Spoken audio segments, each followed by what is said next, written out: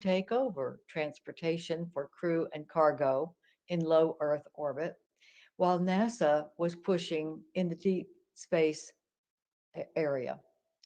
His work paid off. Bill and I united our colleagues in the Senate and House and gained support for the 2010 authorization bill, which invested in both commercial space program that we have today and also NASA's own deep space exploration capabilities, which we were pushing forward to do. It's incredible to see the path chartered in 2010 that is being borne out today, one of both commercial partnership and continued investment in our nation's space exploration capabilities.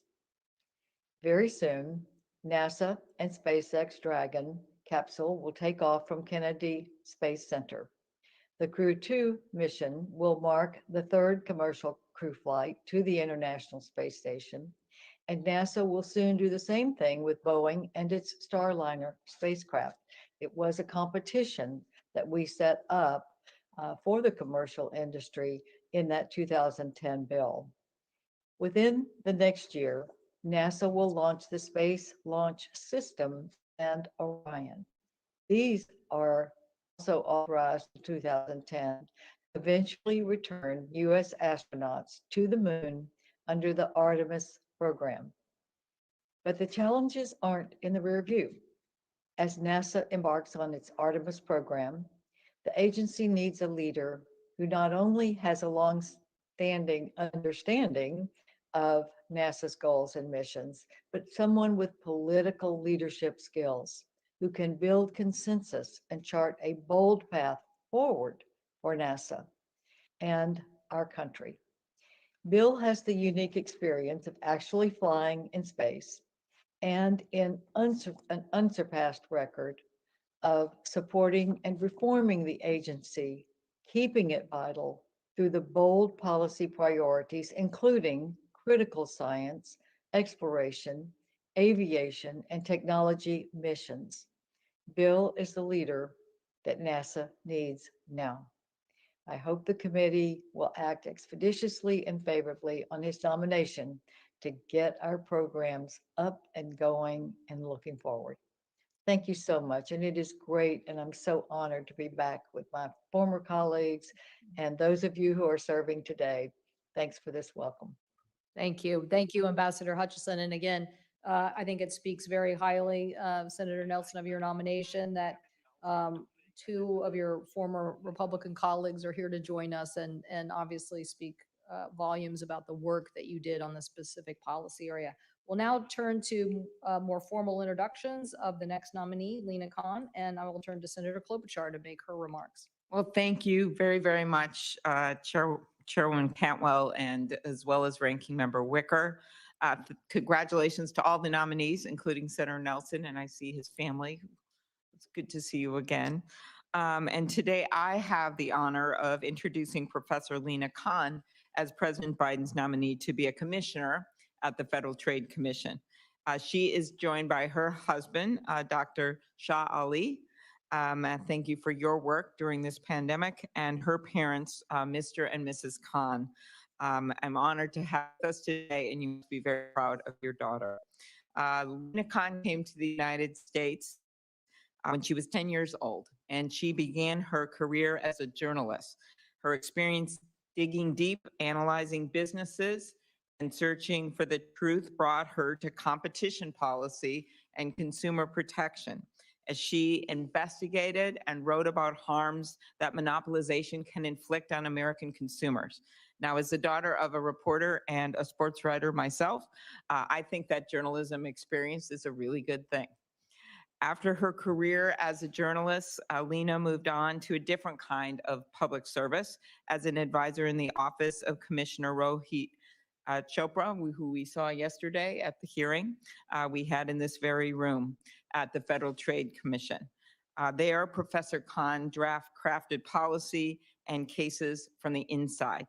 Then, as the legal director at the Open Markets Institute, she sought to refresh decades-old antitrust law for the modern digital era, pioneering new thinking about how competition policy impacts of the tech giants of our day and what changes need to be made to make a difference. Lina ultimately went on to the House of Representatives, where she played a key role in the development of their groundbreaking Gatekeepers report. As part of that job, she also helped to oversee the FTC, an agency where, with the committee's support, she can soon be part of. Finally, Professor Khan brings serious legal chops to the competition policy table. She is an associate professor of law at Columbia University, and her work has been published in, well, just about everywhere. As the world has noticed, her article on Amazon, which she wrote while still in law school, went viral, and not many law review articles do that, and was described by the New York Times as reframing decades of monopoly law. And given the interest of this committee, from left to right, from liberal to conservative, in taking on antitrust and privacy issues, I can't think of a more qualified person to be considered for the FTC. Lina Khan is, in short, an out-of-the-box thinker, a pioneer in competition policy, who is already a noted expert in her field. Her deep understanding of how markets influence our lives and how the law should function is exactly what we need at the FTC. While the FTC has done some remarkable work, including the recent filing of the major case against Facebook, for too long, mergers have gone unchallenged and dominant firms have accumulated levels of market power that we have not seen in a century. These are some of the most important issues of our day. They are complicated, and Lina Khan will bring a critical perspective to the FTC. She's committed to using the agency's authority to help solve real problems, and she has been committed to public service, as we can see throughout her career. I hope both committee Democrats and Republicans alike will look forward to working with her on ensuring that consumers get the benefit of free and fair competition, that our innovative spirit in this country brings new products and services to markets, that we continually rejuvenate capitalism, and that Americans are protected when they buy their groceries, go to a health clinic, buy their medicines, and yes, go on Facebook. We need Lina Khan at the FTC, and I urge my colleagues to support the nomination. Thank you very much. Thank you, Senator Klobuchar. Now we'll have also an introductory statement by Senator Blumenthal. Thanks very much, Madam Chair. Thank you to all of the nominees here today. A particular welcome to our colleague, Bill Nelson, who has once again demonstrated his extraordinary judgment and wisdom by inviting his beautiful and accomplished family to be with him today. We welcome you and look forward to working with you. I have the tremendous honor to introduce Lina Khan, whom I've long admired, and I want to thank her family as well for their support. Ms. Khan, your story is so inspiring. An immigrant story, an American story about extraordinary accomplishment, but also giving back to America in such wonderfully important and life-changing ways. You've already helped countless people through your insights and expertise, your amazing writings in so many academic journals, but also your involvement in public service in this Congress, in both the Senate and the House. So you have deep expertise and insight, tremendous experience, and frankly, the guts and grit that you've demonstrated already to stand up to powerful corporations and special interests that now threaten competition in this country. And the fact is that our nation is in an economic crisis. We need to revive our economy, but we need to do it in a way that protects consumers. And in fact, consumers have suffered deeply as a result of this pandemic. The frauds and the deception that has been involved in many of the schemes that we see on the internet right now. And the nation is also in a privacy crisis. We've seen the intrusions and the breaches of data that have occurred. We're in a competition crisis. No one has described it better than you have. And we thank you for calling attention to the effects of unchecked consolidation and monopolization that preceded the pandemic, but have now been aggravated and highlighted during it. So we are at a unique moment for our nation's economy, one of recovery, but at the same time seeking greater equity and competition that benefit consumers ultimately. And you are indeed the right person for this agency right now as the chair of the subcommittee on consumer protection in this committee and a member of the antitrust subcommittee on judiciary, so ably led by Senator Klobuchar. I look forward to working with you on all of these areas, and I look forward to the leadership that you will bring to protecting consumers and competition as a member of the FTC. And again, thank you for your willingness to serve. Thank you, Madam Chairman.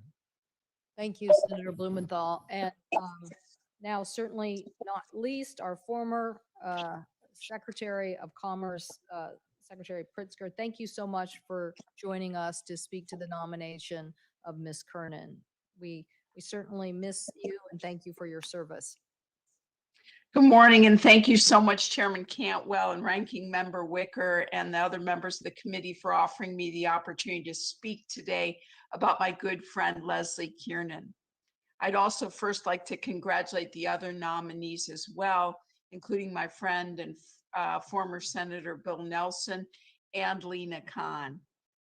Let me begin by saying that serving as our nation's 38th U.S. Secretary of Commerce was the honor of a lifetime. And I really want to thank this committee for giving me that opportunity to serve our country. I thoroughly enjoyed working with each and every one of you on the critical work to build a stronger economy for all Americans. And I really appreciated your partnership and your oversight role of the Department of Commerce.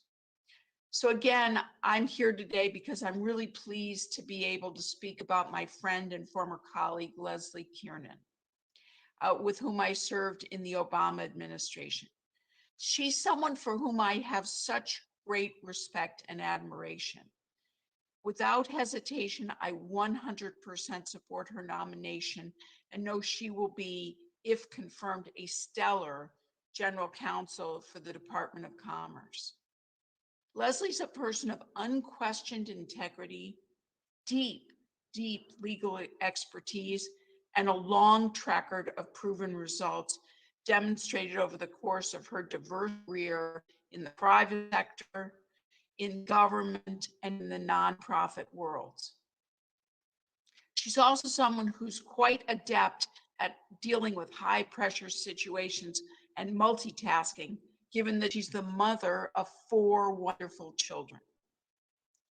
Fundamentally, Leslie is a servant leader who has robust experience in a broad range of complex legal issues that will serve the Department of Commerce well.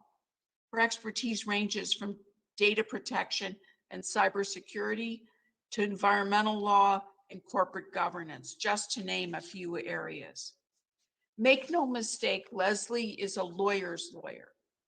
She's hired by her clients for her astute expertise and sound judgment, and I know she will apply the same shrewd command of the law and judgment to the role of general counsel. Over the course of her career, Leslie's demonstrated a commitment to bipartisanship, thoughtfully representing both Democrats and Republicans. She's developed a reputation for excellence, proficiency, and discipline. Frankly, she's just a darn good lawyer. So it comes as no surprise that she is being nominated to such a crucial role. If confirmed, Leslie will work alongside thousands of public servants at the Department of Commerce, whom I deeply admire and respect.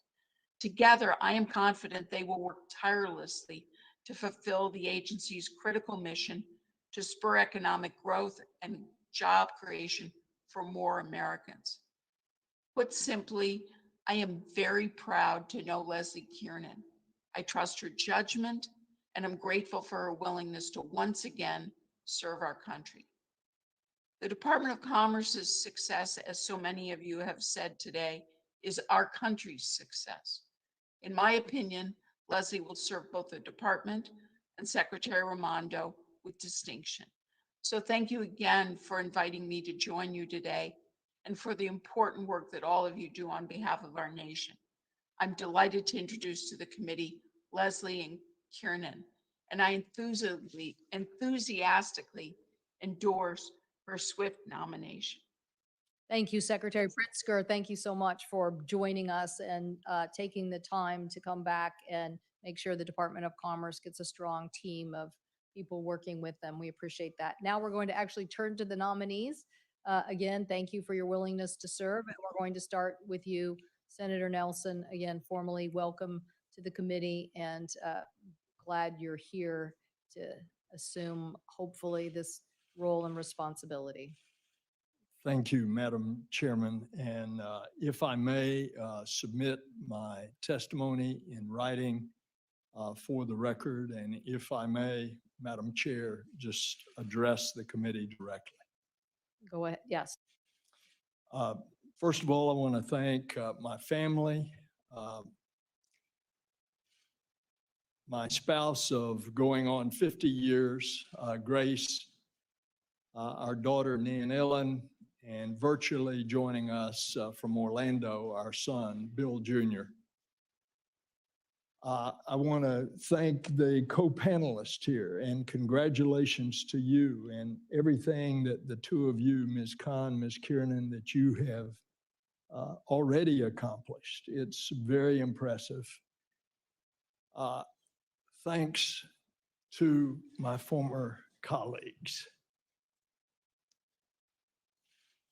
There's a catch in my throat when I think about the wonderful times that I have had with you all and the friendships that have been bred over the 18 years that I was privileged to serve here.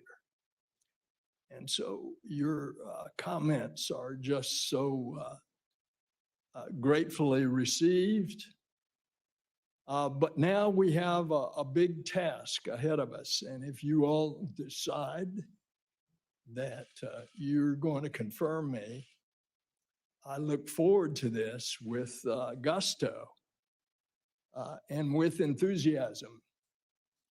There's a lot of excitement going on in NASA right now, and you all have seen it. You've seen it a couple of days ago with the flight of the little helicopter on a celestial body some 80 to 100 million miles away, depending on the orbits that Earth and Mars are in. You've seen it as stated by the chairman and the ranking member of the return of American astronauts launching on American vehicles from American soil. Later this year, we're going to see it in the launch of the James Webb Telescope, a $9 billion instrument on top of an Ariane rocket situated at the equator at the European Space Agency's launch center in French Guiana. You're going to see that telescope replacing the Hubble that has already opened up so many new things to us in the universe.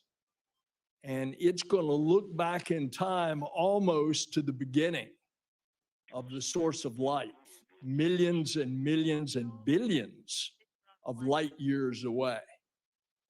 It's an exciting time. And at the end of the year, perhaps early next year, you're going to see the largest rocket ever, most powerful, launched, that is going to be the workhorse on the program of going back to the moon and then on to Mars, which was a multi-administration project. These projects are not one administration. They're many. It's like building an aircraft carrier. You start it and it'll take you years down the road, and it has to be continued regardless of who's in the majority, regardless of who's in the presidency. And so too, we are seeing this, and we will see the fulfillment of these programs. And so if you ask me, what is my vision for the future of NASA? It is to continue for us to explore the heavens with humans and with machines. And there is a lot of excitement. Now, corollary to that is the fact of look at what in developing machines that can take humans and robots out to explore, look at what is being developed in technology and science and engineering and mathematics. First of all, you're going to see a spin-off of a generation of newly educated young people.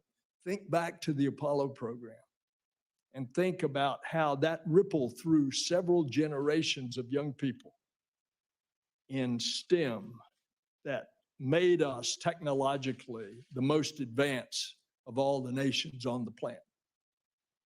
That can be happening again. And pressing the envelope on the edges of science and discovery. Look what is happening. Think of the spinoffs that is coming out of this for our everyday lives. I've got to reach into my pocket here and tell you, just recently I was reminded of one of the greatest spinoffs. It's the camera in here, now used by billions of people on the planet.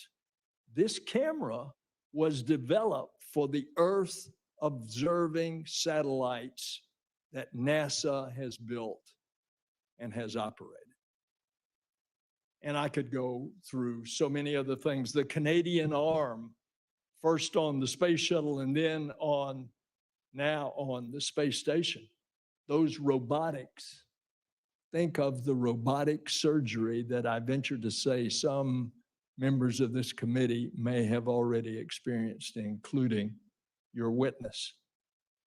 That has all been a spin-out of NASA technology. Madam Chair, I am mindful of your time. I could keep going on, and it's hopefully in print in my opening statement that I've submitted to you. I'm going to stop right there. I want to hear from these other distinguished folks.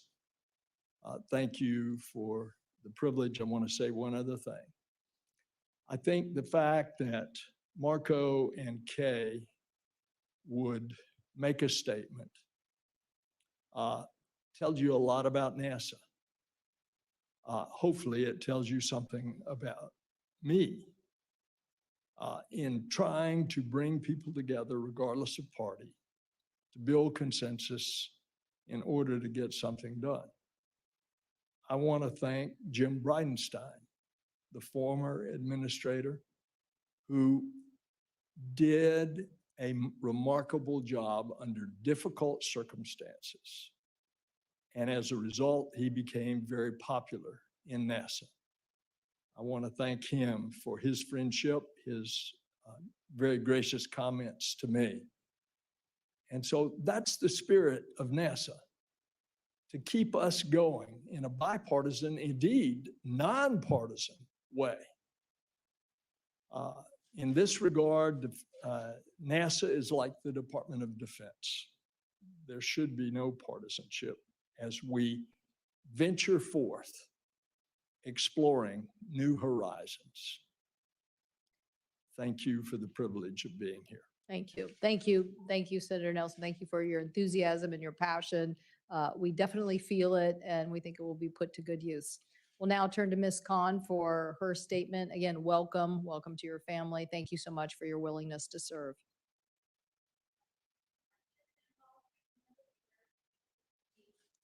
For the opportunity to be here today, especially with such esteemed panelists. I am deeply honored to have been nominated by President Biden to serve as a commissioner of the Federal Trade Commission. And I am so grateful to my family, friends, colleagues, mentors, and students for their encouragement and support. I'd especially like to recognize my parents, my brother, and my husband who are here with me today, and my other brother, parents-in-law, and grandmother who are all watching online. For the last decade, I have focused on studying and investigating markets across our economy and examining the laws that enable honest and fair competition. I first started this work as a journalist and policy analyst, where my job was to document the state of competition across industries and to uncover the abusive business practices that excessive concentration can enable. I spent years studying markets ranging from chicken farming and airlines to aluminum and book publishing, and learning from entrepreneurs and small businesses about the obstacles that they face. This work taught me the importance of fair competition and the critical role that the antitrust laws play in encouraging business dynamism and promoting widespread prosperity. I have built on this work as a legal scholar, where my focus has been to examine the history of America's anti-monopoly laws. This history reveals our long tradition of safeguarding core liberties through promoting competitive markets and the wide arsenal of tools we have used to protect our economy and our democracy from unchecked monopoly power. Studying this tradition lets us mine our past for lessons we can apply when navigating challenges today. I have also had the chance to work on competition issues through government service, first at the Federal Trade Commission and most recently as counsel to the House Judiciary Committee's Subcommittee on Antitrust, Commercial, and Administrative Law. While in the House, I helped lead a 16-month bipartisan investigation into digital markets, a top-to-bottom empirical review of how these markets are functioning. Pursuing this investigation underscored the important work that enforcers and lawmakers must do to ensure that long-standing laws are keeping pace with new technologies and reflecting current business realities. Congress created the Federal Trade Commission to serve as a guardian of fair competition and to protect consumers, workers, and honest businesses from unfair and deceptive trade practices. If confirmed, I look forward to working with my fellow commissioners, the career staff, this committee, and the broader public to pursue the agency's mission with vigor and a deep commitment to serving the American public. Thank you, and I look forward to your questions. Thank you, Ms. Khan. And again, thank you for your willingness to serve in this capacity. Ms. Kernan, again, thank you. Welcome. We look forward to hearing your remarks. Chair Cantwell, Ranking Member Wicker, and members of the committee. I'm honored to appear before you today as President Biden's nominee to serve as General Counsel of the Department of Commerce. I am grateful for and humbled by the trust and confidence that President Biden and Secretary Raimondo have placed in me. If confirmed, I will work hard to justify that trust. I would also like to thank the committee for considering my nomination, and I appreciate the opportunity I've had to meet with members of your staff before this hearing. I want to thank Secretary Pritzker for those very gracious remarks. I appreciate her support and value her friendship. I also want to thank my husband, Paul, and our 4 children, Caroline, Kate, Christopher, and William, for their encouragement and support. The Department of Commerce has approximately 47,000 employees working across a wide range of offices and bureaus. The people of the Commerce Department are working on communications policy, international trade, weather, fisheries, and patents. They help foster innovation by setting standards and conducting foundational research. They are united by their mission of promoting the conditions for economic growth and opportunity. Their work touches the lives of every American, probably every day. The department's ability to fulfill its mission is critically important as the country seeks to recover from the economic damage caused by the pandemic and to protect American competitiveness from the unfair trade practices of China and other nations. Together with the more than 300 career lawyers and other professionals who make up the Office of General Counsel, the General Counsel plays a critical role in advancing the department's mission by providing high-quality legal advice and counsel to the Secretary and officials throughout the department. As the department's chief legal officer, the General Counsel is responsible for ensuring that the laws Congress has enacted are faithfully implemented and enforced. The General Counsel represents the department before other agencies, works with the Department of Justice to represent the Commerce Department in court, and provides leadership, guidance, and support to the many talented and committed lawyers who work at the department.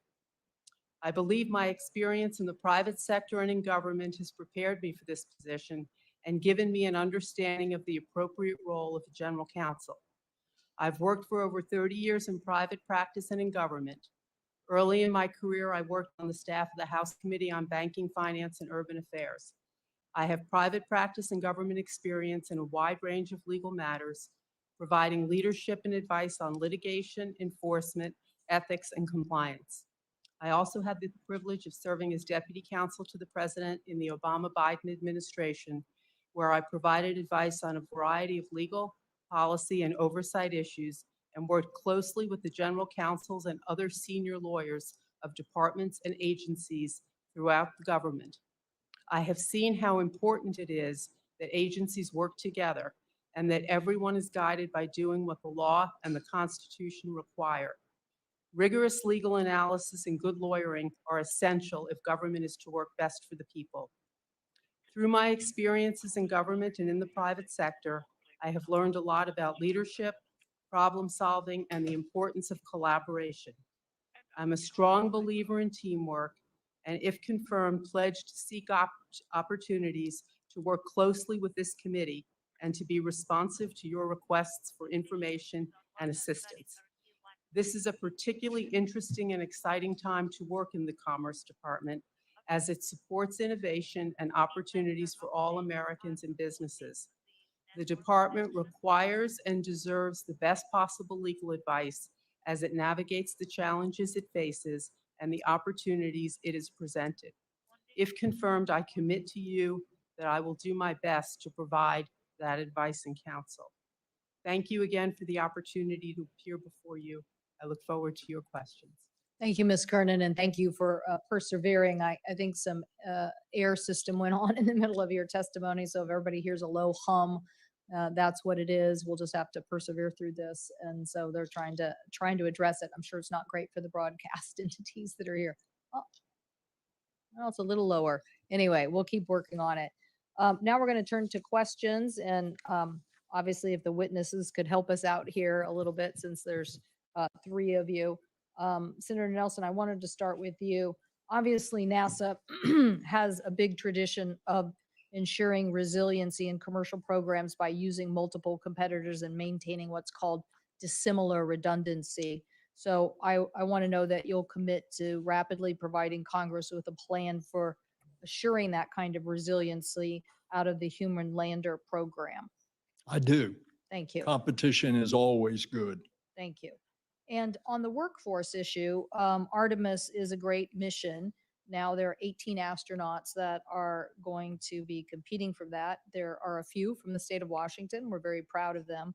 But I think importantly, it shows that in 2019, women only made up 1/3 of NASA's workforce and 16% of the senior scientific workforce. If confirmed, will you promote diversity of roles for women in technical and leadership roles throughout NASA?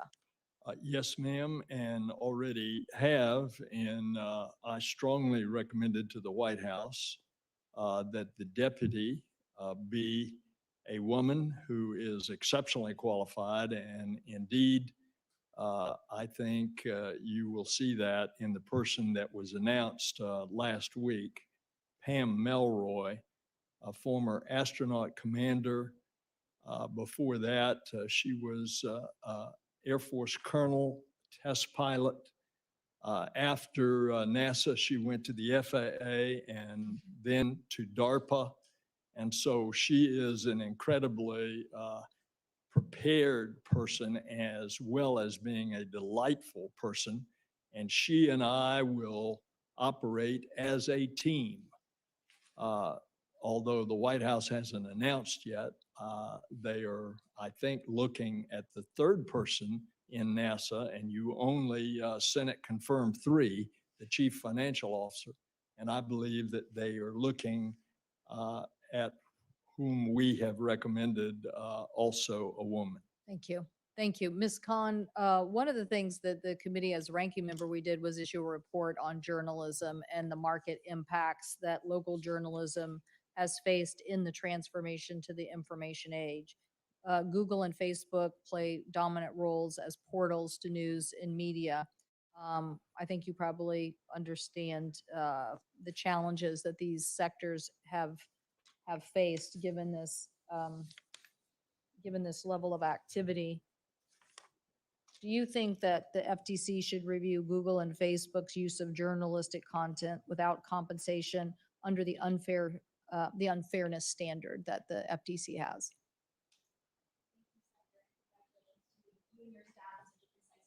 You want to hit your mic. Thank you. Thank you. Thank you, Senator, and congratulations to you and your staff for such an incisive report. I think, everything needs to be on the table. Obviously, local journalism is in crisis, and I think the current COVID moment has really underscored the deep democratic emergency that is resulting when we don't have reliable sources of local news. So absolutely, this would be something that I would hope to focus on at the commission.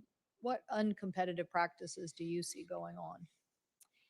So I think there are two major factors, one of which is the fact that, increasingly news publishers are dependent on a few gatekeepers to disseminate their news and to disseminate their information. And so a single change in an algorithm can plummet readership and subscriptions for any publisher. And so I think there are some concerns generally there about the arbitrary whims and the arbitrary power that these firms can exercise. I think there are also serious concerns about concentration within the digital ad market, as well as vertical integration that has potentially created some conflicts of interest.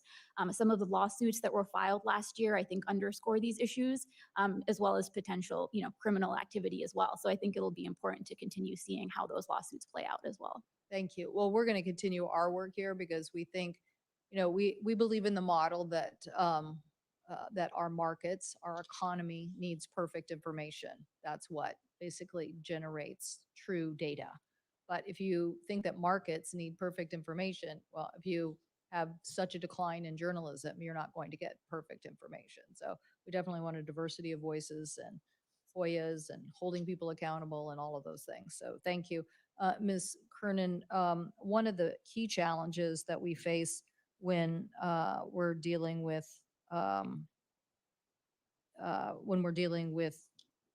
NOAA or other aspects of commerce is responsibilities given to the organization and timely allocation of those resources. So I could say, for example, tribal broadband money or NOAA disaster commercial assistance.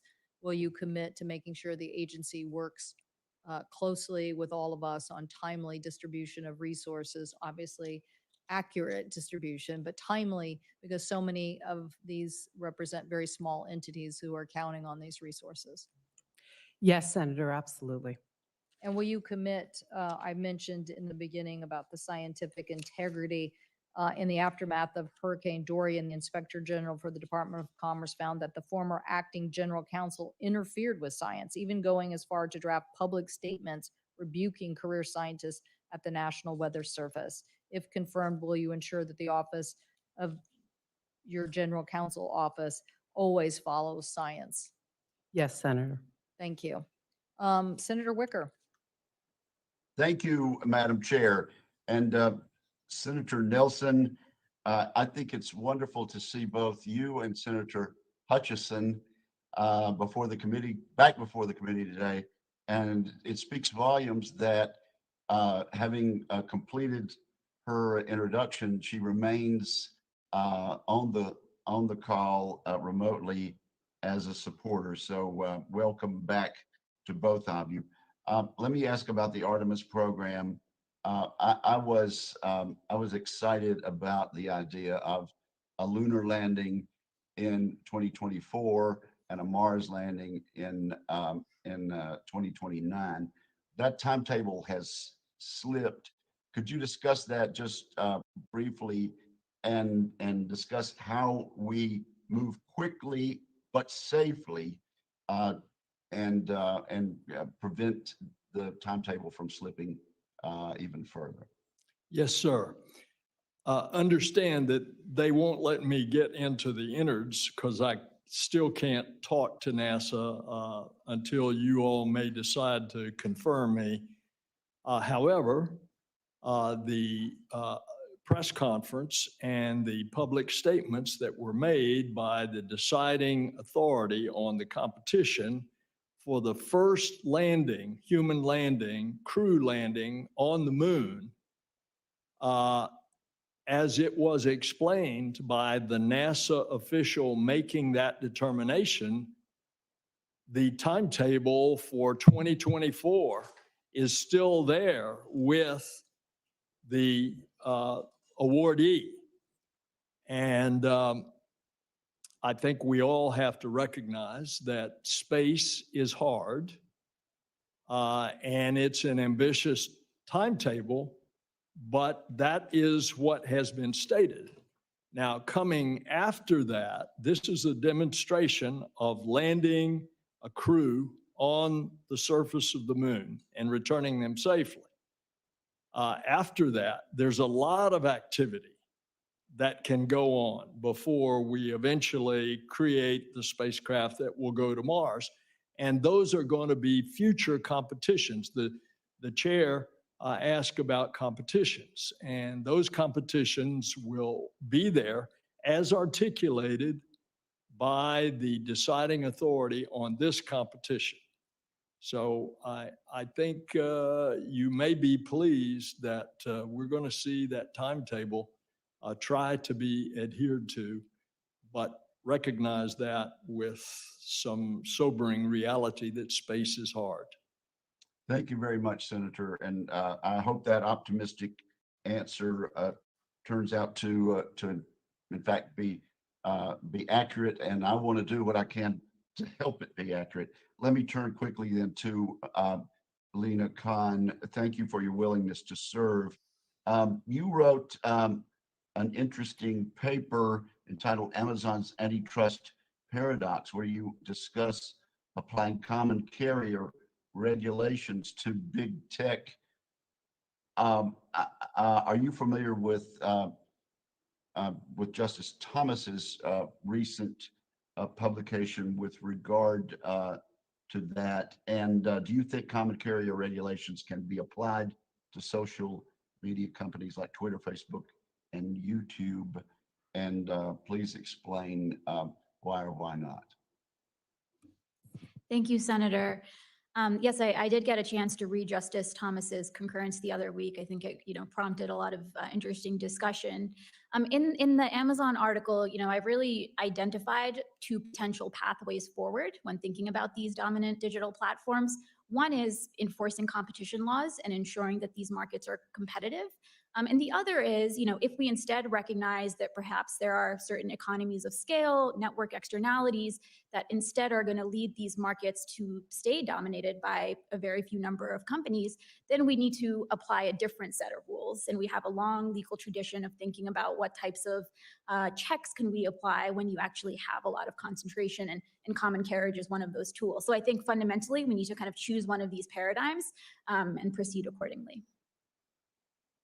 But in your view, one or the other is going to be necessary to fix a broken system. Is that correct? Yes, and I should clarify that, some of these firms are now integrated in so many markets that you may reach for a different set of tools depending on which specific market you're looking at. So I think we need to be a bit market specific, but yes, overall, I think we need to choose one or the other. Thank you very much. Thank you, Madam Chair. Senator Klobuchar. Thank you very much. I'll start with you, Ms. Khan. Senator Cantwell was asking about the problems for newspaper publishers and news in general. We all know what happened in Australia, where literally Google and Facebook tried to hold a whole country hostage. Didn't work, but they tried. And so are you aware of the bill that Senator Kennedy and I have with the companion with Representative Cicilline and Representative Buck, which has Senator McConnell was one of the co-authors last year, that allows the newspapers and the other news organizations to combine their negotiating power to be able to get better content rates. And just your thoughts on that. Yes, I am familiar with it. And I should say thank you so much for the generous introduction earlier. I think these types of exemptions that allow coordination have traditionally been used by Congress in instances where you have deep asymmetries of power within the market. So, historically, Congress passed an antitrust exemption for workers in order to allow them to coordinate. Similarly with ag co-ops. And so in instances where there just seem to be deep fundamental asymmetries of power, I think that type of tool makes sense. Insofar as this is a market where we see that asymmetry, I think, it could be one step forward, certainly. I liked your answer to Senator Wicker about how you have to look at different markets and different situations differently. And one thing, we're having a hearing this afternoon with Senator Blumenthal and Senator Lee and others on our antitrust subcommittee on the App Store markets, which I think a lot of citizens would be stunned to know that, which I know that for a lot of companies that decide they want to and need to be on either Google or Apple's App Store markets, it's 30% off the top. It's somewhere between 15 and 30 that goes out of the pockets of really consumers and to these app stores, these companies. And it's also kind of stunning to know that they ban companies that advertise in one of those app stores are banned from telling their customers they could get a better deal on their website. And I just don't know what argument you can make for that. So do you want to talk a little bit about this issue as Senator Blumenthal and I head to this hearing this afternoon? Yeah, certainly it's a significant issue. And as you noted, it's really the source of the power is the fact that you have, basically these two main options, right? And so that gives these companies the power to really set the terms in this market in some cases. I think you're right that certain terms and conditions really lack any type of, beneficial justification. And so I think in those cases, we need to be especially skeptical and really look closely. And then finally, something that's really relevant because we're trying to get this done quickly. Senator Grassley and I have joined forces and have a bill that restructures the fees that haven't been done since Hart-Scott-Rodino for the mega mergers and actually reduces them on some of the smaller mergers that are paid in order to give the resources to the FTC and DOJ antitrust, which are shadows of their former selves from even the Reagan era. This was supported by the Trump administration, this bill. At the very end of last year's Chief of Staff Meadows was trying to help us to get in, as well as Macon Durham and Chair Simons, the former chair of the FTC, as well as many basically had gotten through the Senate impromptu. So talk about the need for resources to take on the biggest companies that the world has ever known. Yeah, I mean, as you well noted, the resources of the commission have not really kept pace with the increasing size of the economy, as well as the increasing size and complexity of the deals that the commission is reviewing. And so I think, measures like the one that you're discussing could make a lot of sense to help out. Very good. I'll turn to you, Ms. Kieran. Travel and tourism, I'm one of the co-chairs of that caucus. And just very briefly, because I want to end with Senator Nelson, the brand USA, talk about that, the importance of that for promoting our country. Senator Blunt and I have worked on extensively.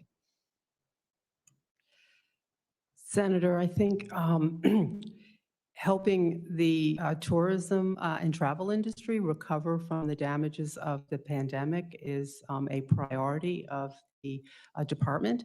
And I certainly look forward to working with you and the other members of the committee on that effort. And in particular, if there are legal issues that are impacting or delaying our ability to address these issues promptly, I would certainly commit to resolving those a priority. Thank you. And then last, Senator Nelson, congratulations. You and I on the phone talked about your devotion to making sure more women and people of color get into science. And NASA is such a great vehicle, an aspiring vehicle for that purpose. And so they're no longer hidden figures. The title of that wonderful movie. Could you just briefly explain how important this is to you? Well, it is. As the president has said, he wants the government to reflect America. And we're certainly going to try to do that at NASA, and I think we've already gotten a good start. I'd just point out one thing that you may not know. Way back at the beginning, all the astronauts were test pilots. They were all men. They were white men. They had to be a certain size. That was coming out of Mercury, Gemini, and Apollo.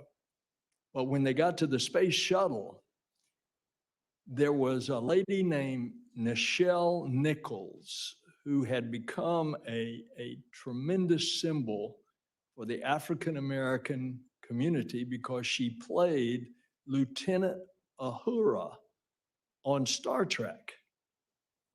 And she and NASA got together and she reached out because African Americans didn't think that they would ever be selected in the application for an astronaut, whether it be a pilot astronaut or the mission specialist. And because she reached out affirmatively, she was able to get, so in that first class of space shuttle astronauts, there were quite a few women and quite a few people of color, very successfully, so that when I was privileged to fly in the early part of the space shuttle program, sitting in the right seat was an African-American Marine colonel, later a general, Charlie Bolden, who later became administrative of NASA. And our Capcom was Fred Gregory, the first African-American astronaut to fly as a pilot astronaut. So, but there's plenty of opportunity for expansion in the future, and we're going to try to do that. Thank you. Excellent. Thank you Thanks. so much. Senator Thune. Thank you, Chair Cantwell, and thanks to all of our nominees. Congratulations on your nominations. And Senator Nelson, welcome back to the committee.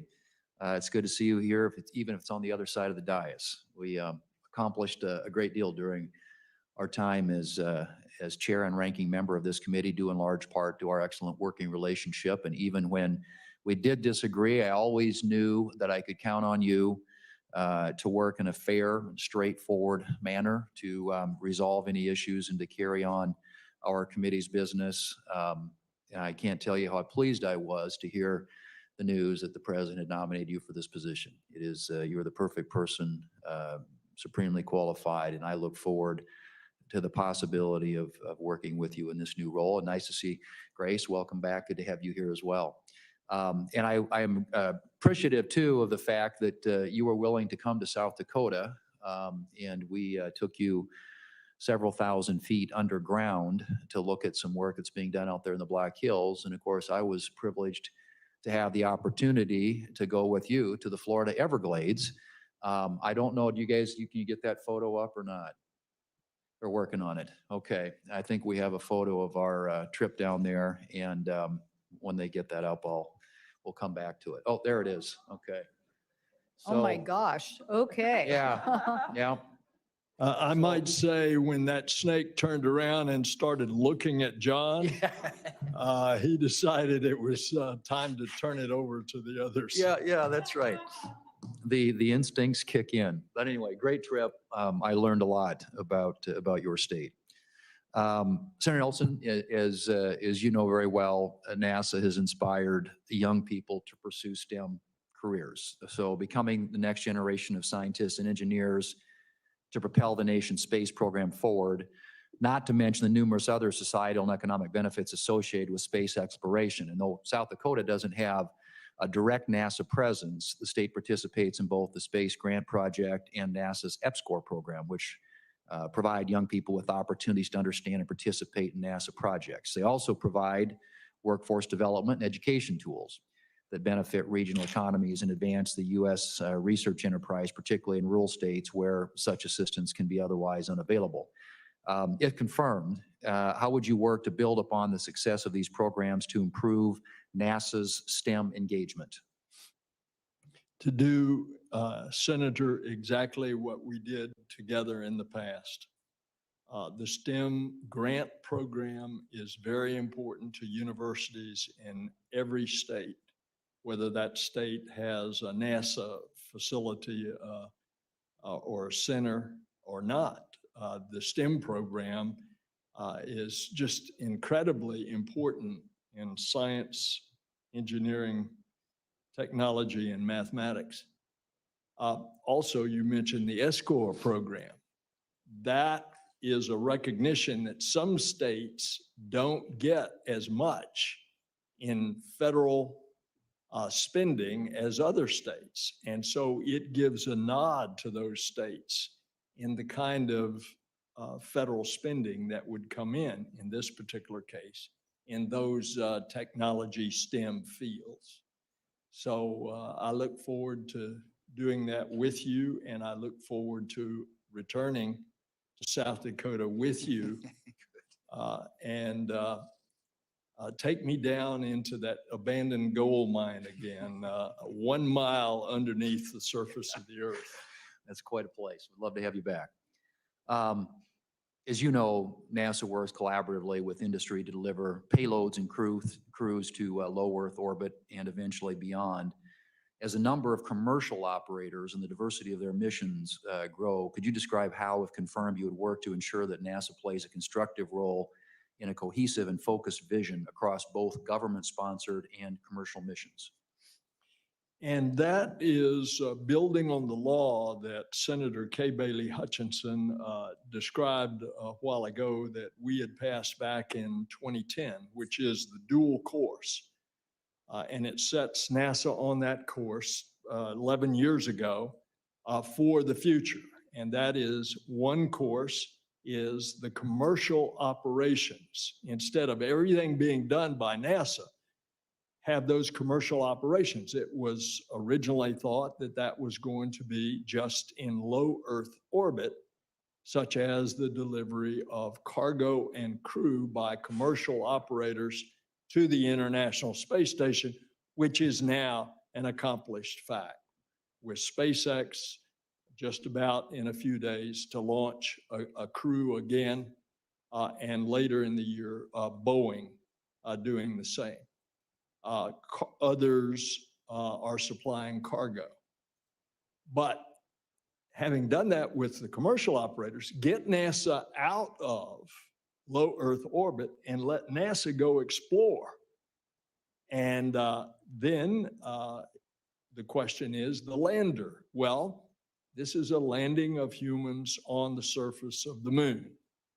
And NASA just announced its down select on a contract on a demonstration of landing on the moon with a crew and bringing them back safely. And we talked about that just a few minutes ago, about that is described by NASA in their press conference, that it will be in 2024.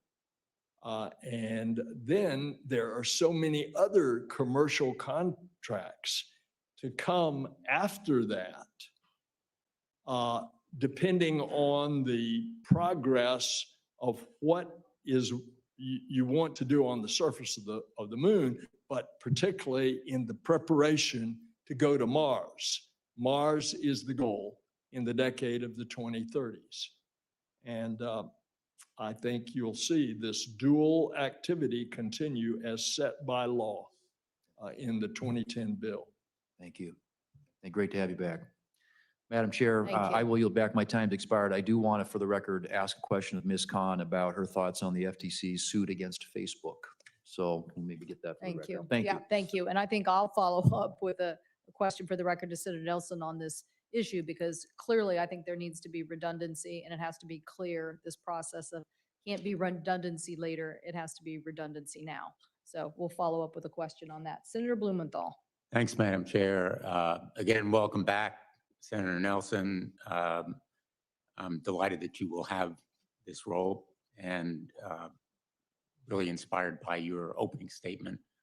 I want to ask a question about the sourcing of contracts by NASA, because so much depends on having a supply chain and a reliable source of the components and parts that go into these projects, and frankly, make it look easy, when in fact it is a diverse combination of many, many contractors.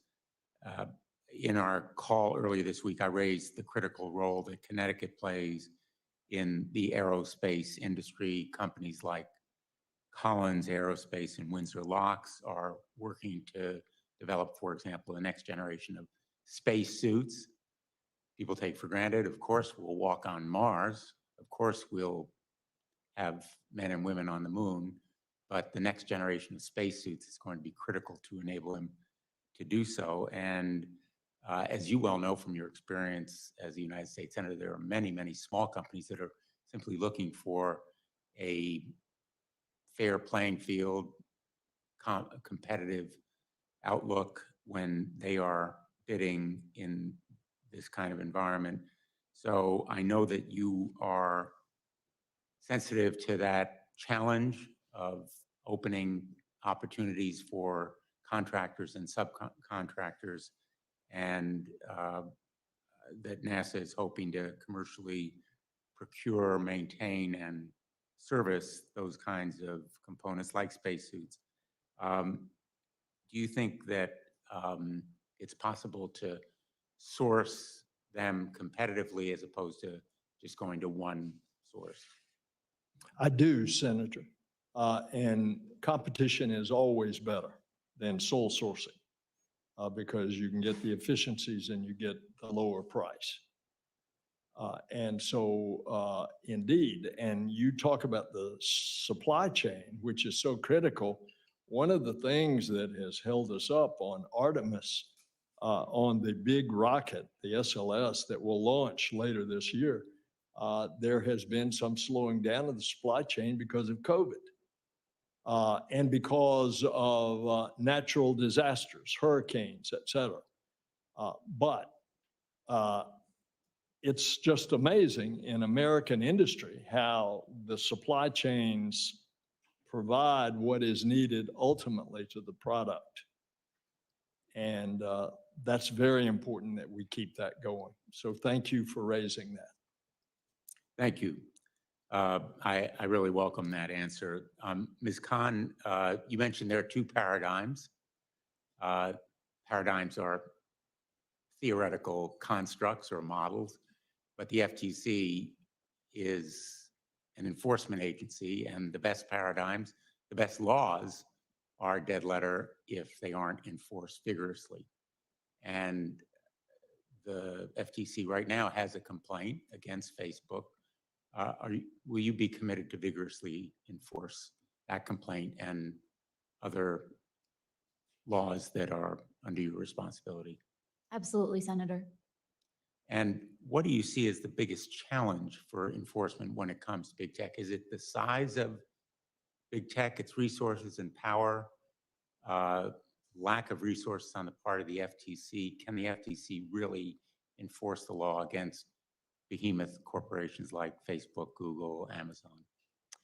I think one of the challenges is just the deep information asymmetries that exist between some of these firms and enforcers and regulators. I think it's clear that in some instances, the agencies have been a little slow to catch up to the underlying business realities and the empirical realities of how these markets work. And so I think at the very least, ensuring that the agencies are doing everything they can to keep pace is going to be important. And beyond the kind of marquee tasks of enforcement, big tech, and so forth, there's also the continuing challenges of everyday Americans. I'm reminded of one, Joey Robinson of Stratford, Connecticut, who wrote to me about her struggle to find legitimate PPE, personal protective equipment, to keep safe during the pandemic. She told me that after extensive research,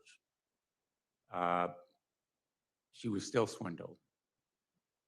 She wrote, quote, "They have my money and I have no PPE, no way to get them to refund me." After literally hours on hold and more than a dozen efforts in writing,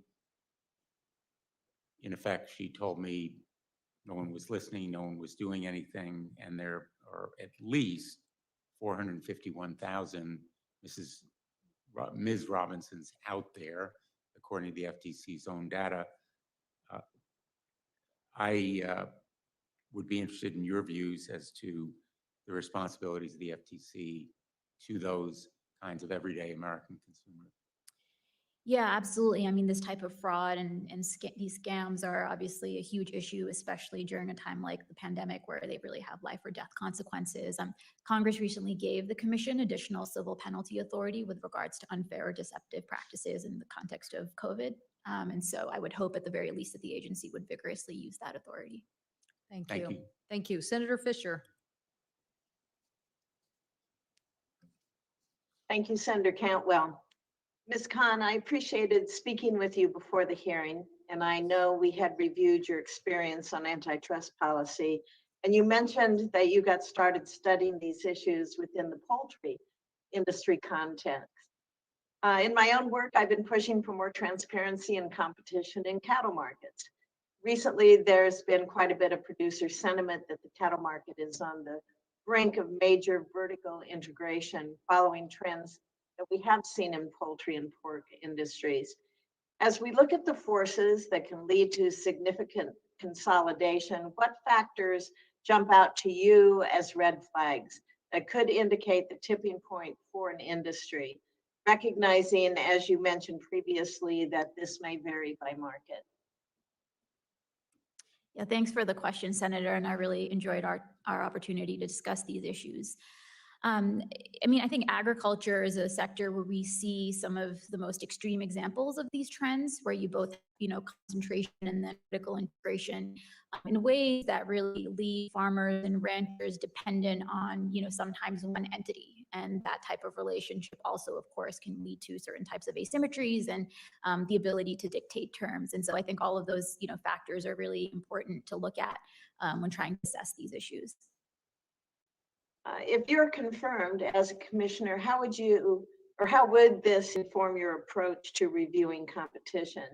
And in this, how would you specifically look to mitigate harmful effects for consumers?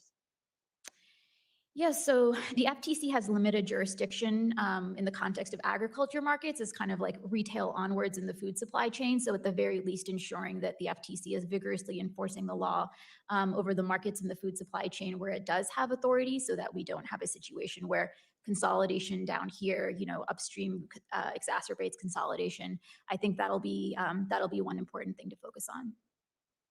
Okay, thank you. Senator Nelson, good to see you again. Thank you, Senator. NASA and the contractors that it works with invest heavily based on priorities established by Congress and carried out by the administration. In your opinion, how important is it for NASA and NASA's contractors to have continuity in its programs and missions, such as the Artemis Program and the Space Launch System? It's very important. And as I have tried to articulate, space is hard and space takes a long time to develop these technologies. And this is cutting edge stuff. So it didn't just start yesterday, it started years ago. Senator Kay Bailey Hutchinson indicated how it had started with the legislation back in 2010. So it's very important to keep this continuity going from year to year. Extremely important. Okay, thank you. And again, good to see you. Ms. Kiernan, you listed the Department of Commerce's IT and cybersecurity posture among what you believe are the top challenges facing the department. In the wake of recent major cybersecurity breaches of federal agencies, could you please describe what you see as the most significant hurdles for the Commerce Department here? Senator, protecting our networks is vital to our economic and national security. NIST's cybersecurity network has improved cybersecurity awareness and facilitated regulatory streamlining. Since I'm not at the agency, I don't have all the current details on the department's efforts in this regard, but if confirmed, I will make it a priority to work with the experts at NIST and in other agencies throughout the government on these issues. If you are confirmed as General Counsel, how would you advise the department to approach these challenges?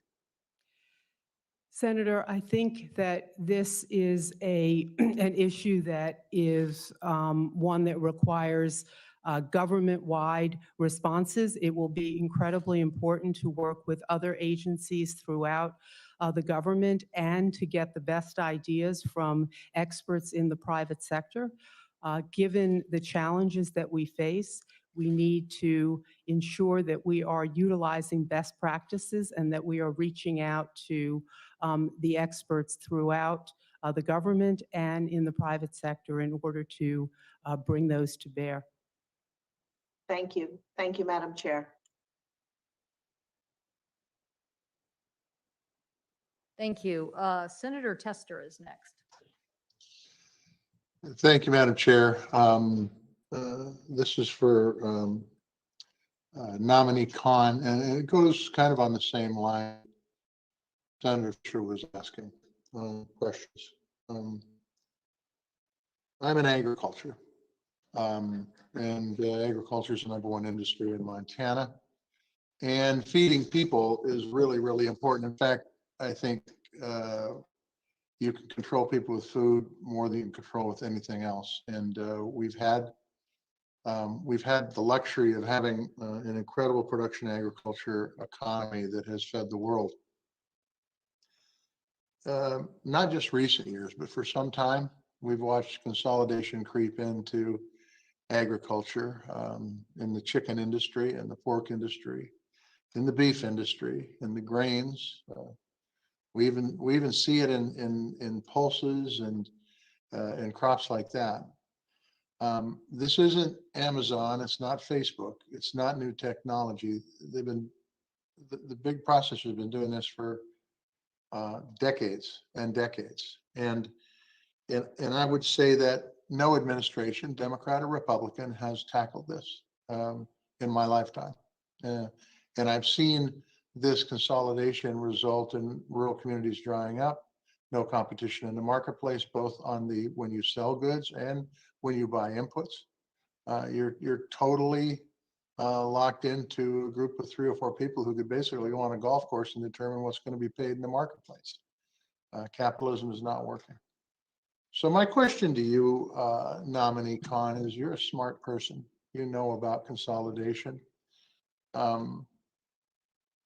But I think the reason that many of the administrations in the past haven't dealt with this is because these companies control a lot of money and they control a lot of power, and they can put that influence into the re-election campaigns of many people that sit on this panel and a whole bunch of others. How are you going to deal with the consolidation issue, and how are you going to deal with it from a political standpoint? Thank you, Senator. As you noted, I think there's a long history of recognizing the ways in which concentration of economic power can translate into political power. And so I think those types of dynamics are ones that, we face across the board. In the context of agriculture more specifically, it's the Justice Department that primarily has jurisdiction in the antitrust domain over some of these markets. I also think that the Packers and Stockyards Act is a real hidden gem of a statute that in some ways was really designed to really head-on address some of these consolidation issues in the context of agriculture. So, reviving that statute and its enforcement would be another step forward. I also think, the agriculture markets are a really interesting example of some of the additional effects that concentration has, insofar as concentration of the food supply can also lead to all sorts of fragility issues, which can, come to the surface, in particular during times of crisis. So absolutely, I think these are really, really important issues. So I want to carry on this line of questioning really quick, nominee Khan, and that is that you said, for the most part, this is in the Justice Department's realm. Look, what I have seen in my 14 years here on the Hill is in many different issues. Broadband's a prime example, when you have many different agencies that are in charge of putting fiber in the ground, or when you have a couple agencies in charge of dealing with consolidation in the food, they point the finger at one another. What do you intend to do on the FTC in this realm that is legal within the law for you to do? Interestingly, the FTC's jurisdiction over agriculture markets was actually stripped after the FTC published a big report on the meat packers in 1920. So when the FTC did try to go hard here, its jurisdiction was stripped. But as I mentioned earlier, the FTC does have jurisdiction over kind of downstream in the food system. So especially in the context of food retail, grocery. And so insofar as sometimes, concentration or consolidation in one part of the supply chain can exacerbate consolidation in another part, I think at the very least ensuring that the FTC is fully enforcing the law over the food markets that it does have jurisdiction over, it's going to be important. Well, I appreciate that. I will tell you, as somebody that's involved in production agriculture, I would hope that we would get some folks that would tackle the agribusiness, multinational agribusiness companies that, quite frankly, I just think that they've not allowed capitalism to work the way it should, and that's my opinion, and it will be my opinion until I learn otherwise. I have a second left, so I just want to say it's good to see you, Senator Hutchison, and it's good to see you, Senator Nelson. And good luck to you both in whatever your endeavors are. And I know, Nelson, it's NASA, and I expect you to move the launch pad up to Montana that's in Cape Canaveral. But if you don't do that, I'm still going to vote for you. And Kay, it's really good to see you. Take care, you guys. Thank you. Thank you, Senator Tester. Thank you for those questions. I want to echo his comments. I see this all the time in pricing of agricultural product in the Pacific Northwest. There's just too much a concentration of power in setting the price.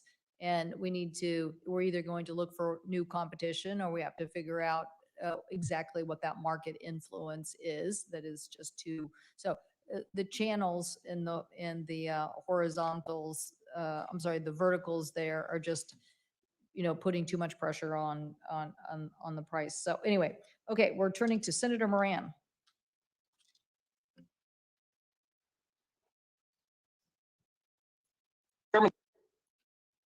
For this hearing, I had an opportunity to meet both with Ms. Khan and with Senator Nelson, and I appreciate those conversations. They were valuable to me.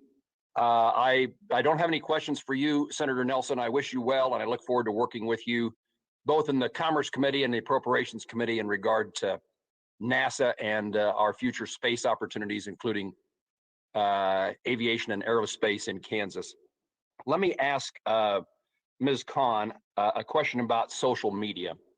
I've become increasingly concerned about social media companies that promise to be free and open marketplace for ideas, but they're not, in my view, upholding those promises to their consumers. I've introduced the Promise Act that would require social media companies to implement, operate, and disclose information moderation policies, and would prohibit a social media company from making a deceptive policy statement, quote unquote. Violations of this law under that legislation would constitute an unfair or deceptive act or practice in violation of Section 5 of the Federal Trade Commission Act. What do you see as the role of the FTC in making certain that social media companies are abiding by their public statements and policies when it comes to content moderation? Thank you, Senator. I think, as I mentioned earlier in the exchange with Senator Blumenthal, I think the information asymmetries are so deep, and that at the very least, we really need the Federal Trade Commission to be using its information collection capacities to really try and mitigate some of these information gaps. Social media, we have black box algorithms, proprietary algorithms that can sometimes make it difficult to know what's really going on. The FTC did in the last couple of years use its 6B authority to start trying to get some more of this information. So hopefully, that will provide some more transparency. But in general, I think, the Commission's information collection authorities can be useful here. Thank you. I think our legislation is a means by which we can deal with activities that are contrary to stated policy by the companies without necessarily dealing with Section 230, which has significant consequences for entrepreneurs and small business startups. So I look forward to further conversations with you and the FTC if this legislation in particular moves forward. Let me turn to Ms. Kierman. SolarWinds cyber attack exposed serious deficits in the country's cyber defenses. The Department of Commerce was one of the first departments to be identified as being breached as part of that attack. SolarWinds compromise was as much an attack on our, economic security as it is our national security, and vice versa. My view, it demands a swift and deliberate response by federal agencies. One aspect of improving cybersecurity of the federal government is IT modernization. My MGT Act, which was passed in 2017 and funded, allows departments and agencies to upgrade their IT infrastructure. How should the Department of Commerce strengthen its cyber defenses? What role does IT modernization play in this effort? Senator, protecting our networks is vital to our economic and national security. I think IT modernization is an important component in trying to address this incredibly difficult, complex, and important issue. And if confirmed, I will make it a priority to work with you and other members of the committee on this issue. I thank you for that. Let me ask you one more question, Ms. Kierman. The privacy shield, the ability to transfer data across international borders, is crucial to a broad range of companies in Kansas, all sizes, all industries, and to consumers who rely on global services to help them work, learn, and connect with others from home. Until last year, the EU Privacy Shield served as a privacy protective way for companies to transfer data from the EU to the US. That framework was invalidated in July. Can you commit to supporting efforts to ensure that companies can continue to transfer data across international borders, and to supporting efforts by the US government to reach a new agreement facilitating data transfer EU to US? Yes, Senator. Cross-border data transfers is essential for American businesses, and if confirmed, it will be a priority for me to work with the department and other government officials to reach a solution that supports American businesses and national security. I thank all three of our nominees, and I say hello to Senator Hutchinson as well. Best regards to UK. And thank you, Madam Chairperson, for the opportunity to ask my questions. Thank you, Senator Moran. We're going to go to Senator Hickenlooper. And then following him will be Senator Blackburn. Yeah. Am I off mute? Yes. First, Madam Chair, I want to thank you for putting together or coordinating and moderating this good forum, very useful. And your quote at the very beginning of John Perry Barlow, he was an acquaintance of mine, and that notion that if you're not paying for something, you're the product, is appropriate, I think, in so many ways here. Anyway, I want to ask a question for Senator Nelson, and specifically President Biden's skinny budget request for NASA asks for a robust $2.3 billion in funding for Earth science programs.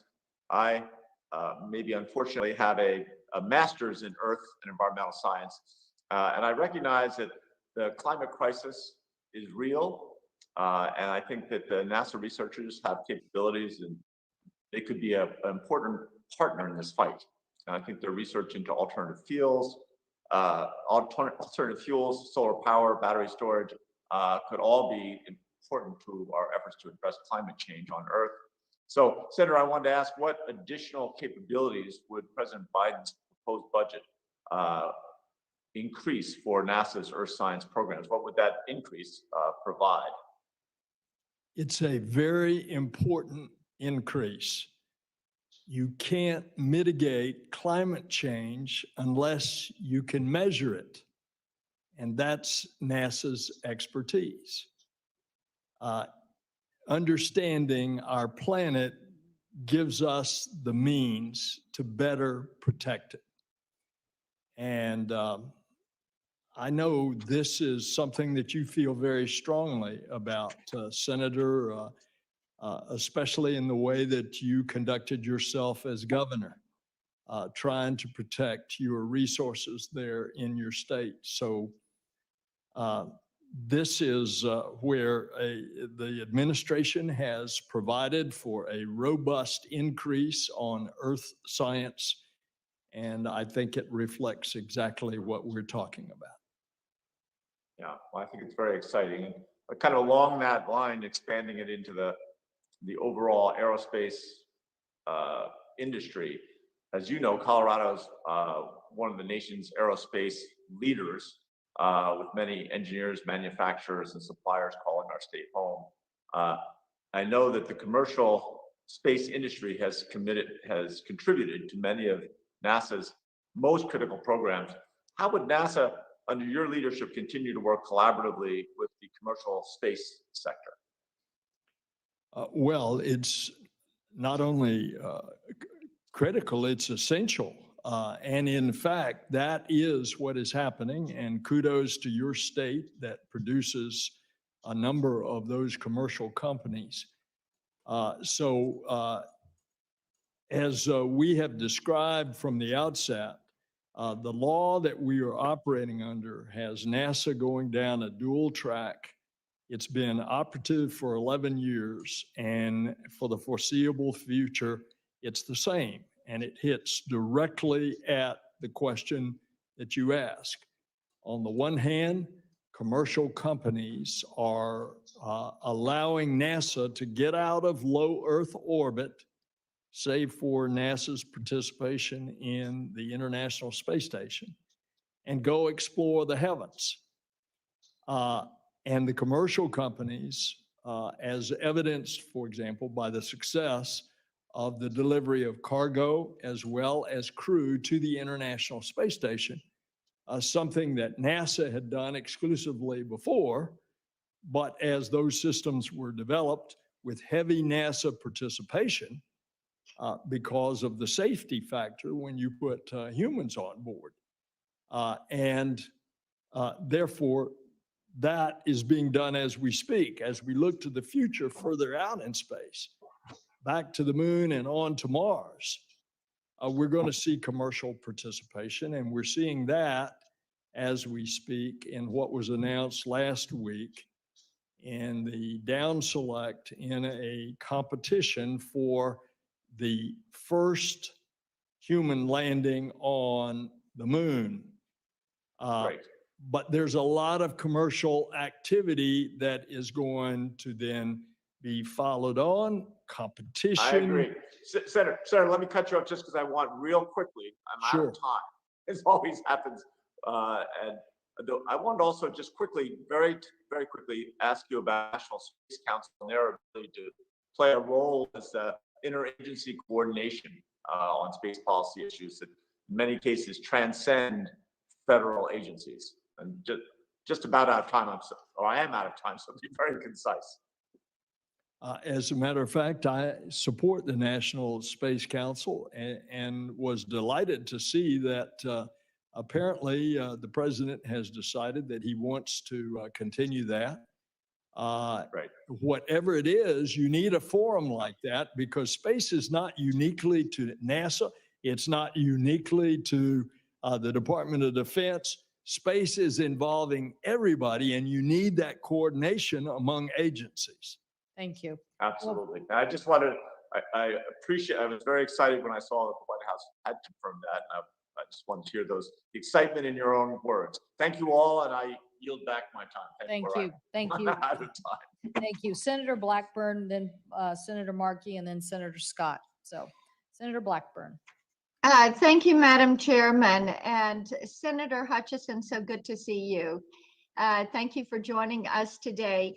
And Senator Nelson, I so enjoyed my conversation with you and discussing a little bit about a mutual friend that we have, and also discussing your enthusiasm for NASA, but I think more importantly, your understanding of the processes and the goals for NASA. So briefly, and for the record, what I would like for you to do is talk for just a little bit about China, about China's push into space exploration, how they utilize that civil military fusion in order to try to beat us at the space race and beat us as we look at our military, because China is out for global dominance. So if you'll just touch on that.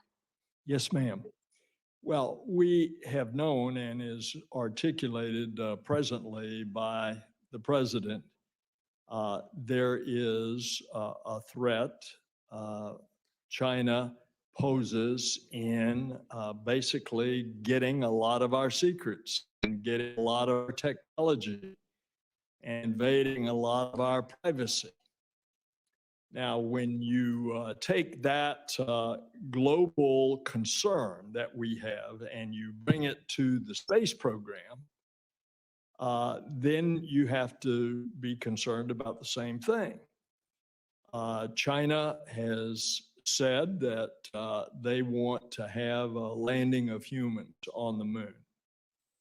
More recently, China has said that they're going to link up with Russia to put humans on the moon. I think there's a lot more that has to be done by saying it and actually doing it, because space is hard. But I think we need to be concerned about that. And Well, I agree with you on that. And I tell you, I think we're going to hold you to your commitment of back to the moon by 2024 and to Mars by 2030. And I also, for the record, want to state how much I appreciate your focus on the public-private partnerships and making certain that we are cost competitive as NASA moves forward with different ventures. So thank you for that. Ms. Khan, for just one question for you. If you had been at the FTC during the Obama years, what would you have done differently in the merger review process? Senator, I think over the last few years in particular, there's been a lot of evidence that's come to light that suggests that in certain cases, there were missed opportunities for enforcement actions. As I mentioned earlier, I think part of that was due to some of the information asymmetries. Part of that was also because there was an assumption that digital markets in particular are fast moving. And so we don't need to be concerned about potential concentration in these markets because any exercise of power will get disciplined by entry and by new competition. Now, of course, we know that in these markets, you actually have significant network externalities and other reinforcing advantages of data in ways that make them much more sticky, such that, we have to be much more vigilant relating to these acquisitions. So, I think in hindsight, there's a growing sense that some of those merger reviews were a missed opportunity. I would like for you to submit in writing a more complete answer as to what you would have done differently. We know what the problems were, and you know that I have concerns about your background and lack of experience in coming to that position. So why don't you just submit to me a written answer in that regard? Ms. Kiernan, thank you so much for the time. And just very quickly, I've got 25 seconds left. If you will talk a little bit about where your focus will be on spectrum policy.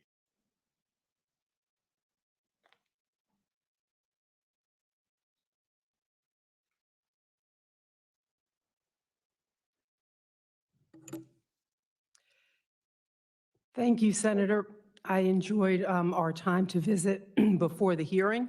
As you know, the NTIA has an important role in the interagency effort to develop a government-wide spectrum plan. And I think that we need a government-wide spectrum plan that will allow us to address both the needs of the private sector to have spectrum for 5G, as well as the government's needs for spectrum to satisfy its needs and its ability to perform its responsibilities. Thank you. Thanks, Madam Chairman. That completes my questions. Thank you, Senator Blackburn. Next is Senator Markey. Thank you. Thank you, Madam Chair. Welcome back, Bill. Your leadership is really going to help our country in an enormous way. Thank you for being willing to serve once again. NASA has more than 24 satellites and instruments observing key climate indicators. NASA is the premier agency for observing and understanding changes to the Earth. Could you talk a little bit about how you would work to ensure that NASA is providing all of the capabilities which are necessary to fight the climate crisis? Thank you, Senator, and I enjoyed talking with you at length in our Zoom call. As I said to Senator Hickenlooper, you can't mitigate climate change, which is happening, unless you measure it. And that is uniquely NASA, being able to measure from all of the instruments that NASA designs, builds, and puts into orbit. And thus, by that, understanding the Earth, that allows us the opportunity to protect it. This, of course, is one of the major thrusts of President Joe Biden. And NASA is uniquely positioned to try to help. If I may venture, I'm not going to take a lot of time, but just to give you one personal vignette. When I had the privilege of flying 35 years ago, with the naked eye from that altitude as we orbited the Earth, you could see the effects on the climate. For example, what we were doing to mess it up. I could see over the Amazon, I could see the color change from that altitude of where they were destroying the rainforest, or coming over Madagascar. They had cut down all the trees. You could see the result of that because there was no topsoil to hold the soil when the rains came, and you could see at the mouths of the river all of the silt that were flowing out into the bright blue waters of the Indian Ocean. So now we're so much more prepared to measure what is happening. Thank you for the question. And by the way, and that's why NASA is going to be so important. And it's why Senator Duckworth and I have introduced the Environmental Justice Mapping and Data Collection Act so that we can see where the harm is occurring and then direct, as President Biden wants to do, the funding towards those communities, towards those places that have suffered the most environmental injustice. So we're just really looking forward to partnering with you on that. And Ms. Khan, I recently sent the Federal Trade Commission a letter highlighting evidence that the EdTech company Prodigy Education engaged in unfair and deceptive practices. Research shows that Prodigy's online math game manipulates children and families into making purchases by constantly telling kids what items their friends have bought in the game. And in the game, a child user who bought a premium membership floats on a cartoon cloud, while a kid who didn't buy a membership walks on a dirt path. So can you please commit that if you're confirmed, you'll work to use your full authority under Section 5 of the Federal Trade Commission Act to ensure that we hold companies accountable when they attempt to manipulate and monetize the activities of children? Absolutely, Senator. And I think some of these dangers are heightened, especially given the ways in which the pandemic has rendered families and children especially dependent on some of these ed technologies. So I think we need to be especially vigilant here. Yeah, thank you. And finally, I authored the Child Online Privacy Protection Act back in 1998. And again, you have just bad actors which are out there always seeking to manipulate and take advantage of children. Will you commit that if you are confirmed, that if there are any updates to copper, that you're going to prioritize protections for children, not loosening them as many companies seek to achieve in order for so that they can exploit these kids for their own monetary benefit? Senator, in my view, the previous rule should be the floor, not the ceiling. Not being at the commission, I'm not privy to what the current status of the COPPA review is. More generally, as we think ahead about the future of kids' privacy, I see your Kids Act as really an important framework as we move forward. Beautiful. Thank you. Thank you, Madam Chair. Thank you, Senator Markey. Senator Scott. I want to thank Chair Cantwell. I want to thank our nominees for being here. Senator Nelson, it's nice to see you. It's nice to see a Floridian nominated for NASA. And thanks for taking the time yesterday. We talked yesterday about the importance of Florida to NASA. Can you talk about what you think in the role of NASA that you can do to help continue the growth we've seen in Florida over the last decades? Yes, indeed, Senator. And it's a very robust future. As we see more and more of this activity, now humans, Americans on American rockets launching from American soil, that is all happening specifically at the Kennedy Center and the Canaveral Space Force Station. We're going to see more of the commercial activities. We're seeing, for example, Blue Origin that has now contracted with the Air Force and now the Space Force.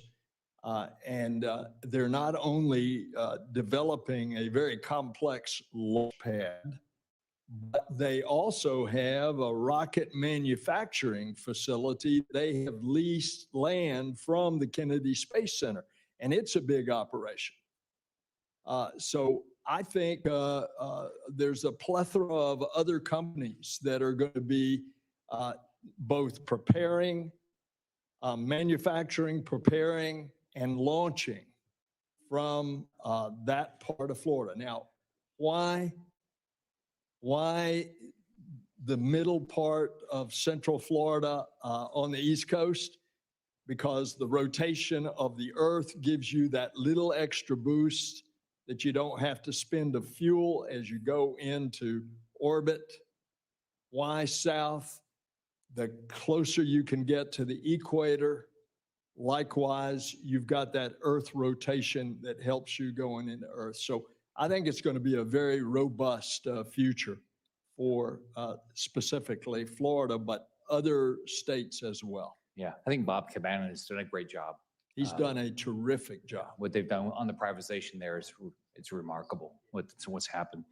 We talked yesterday about Communist China, and you talked about the Wolf Amendment, which restricts agencies like NASA from partnering with China. Can you talk about that, the importance of that? Yes, and we just addressed that in a question with Senator Blackburn. And thank you for pointing out, Congressman Wolf passed an amendment that is law, and it basically says that you don't cooperate in space unless there is a sign-off by the FBI that this is not going to threaten national security or the national economy. That is the law, and NASA will abide by that. And you think it's important to continue to hold China accountable? Indeed, and I expanded further in my comment with Senator Blackburn, and that is that you just better be concerned, because now China is getting together with Russia and saying they're going to go to the moon together. That's a long time until that happens. We hope. It's nice to see your family here too, by the way. So congratulations on your nomination. Thank you. Thank you. Senator Sullivan. Thank you, Madam Chair, and to our nominees, congratulations. Senator Nelson, good to see you again, sir. I want to just ask about this issue. I'm a big fan of NASA and the space agency and all that's happening. And I always ask our nominees, probably remember when I asked our previous nominee here, to me, there's so much we can be doing to inspire our youth. One of my favorite movies is The Martian. Hollywood doing something really great for our country, which is a good thing. inspiring young Americans. There's so much going on. We had a group of Alaskan students that had their essays that were part of the Mars Perseverance rover. So these are Alaskan essays on Mars right now. It's pretty cool. What can we be doing in that area? You have a lot of experience, but to me, one of the most important things we need to be doing is inspiring our youth. It's STEM education. It's all the great scientists. There's so much that we can do. I think we're just scratching the surface. Indeed, Senator, and thank you for your enthusiasm with regard to space. I love it. I'm enthusiastic. There is so much that we can do by igniting the imaginations of those kids. And often you ignite that imagination through the space program in science, technology, engineering, and mathematics. And the proof's in the pudding of what happened after the original Mercury, Gemini, and Apollo. And we saw a whole generation of mathematicians and engineers and technicians that came out of that exploded our advance as a country compared to others on the planet. And if you all decide to approve me, this is one of the areas that I want to really pour the juice to in NASA, as requested by the White House. The president has given a boost in his recommended budget to the STEM area. And it's just nothing like space that can get kids excited. Good. Well, I think you'll have a lot of good partners, Democrats and Republicans, who will want to help you in that regard. I think it's a huge opportunity. I see it everywhere. So we should get together and work hard on that. I look forward to doing that with you. Ms. Kieran, Senator Scott and I later today are going to go down on the Senate floor and try and move our legislation that has been really just a result of enormous frustration that we have with CDC right now. And CDC, particularly as it relates to cruise ships, Senator Nelson might care about this issue as well, has this very myopic view on health, that it's only looking at the virus no matter what the health impacts are on other elements of our economy, communities. In my state, if we don't have another cruise ship season, we do it safely, we're going to put thousands, if not tens of thousands of my fellow Alaskans out of work. CDC doesn't care. I have talked to them. I have worked with them. The good news is I've talked to the Secretary of Commerce, who seems to care. I need your commitment confirmed to work with this committee, to work with all of us on the proper balance between health, economic health, and dealing with this pandemic. Right now, the CDC is a myopic organization that looks at just one tiny issue. And when you have thousands of people out of work or being put out of work, that has health impacts hugely in communities. Can I get your view on that? Yes, Senator.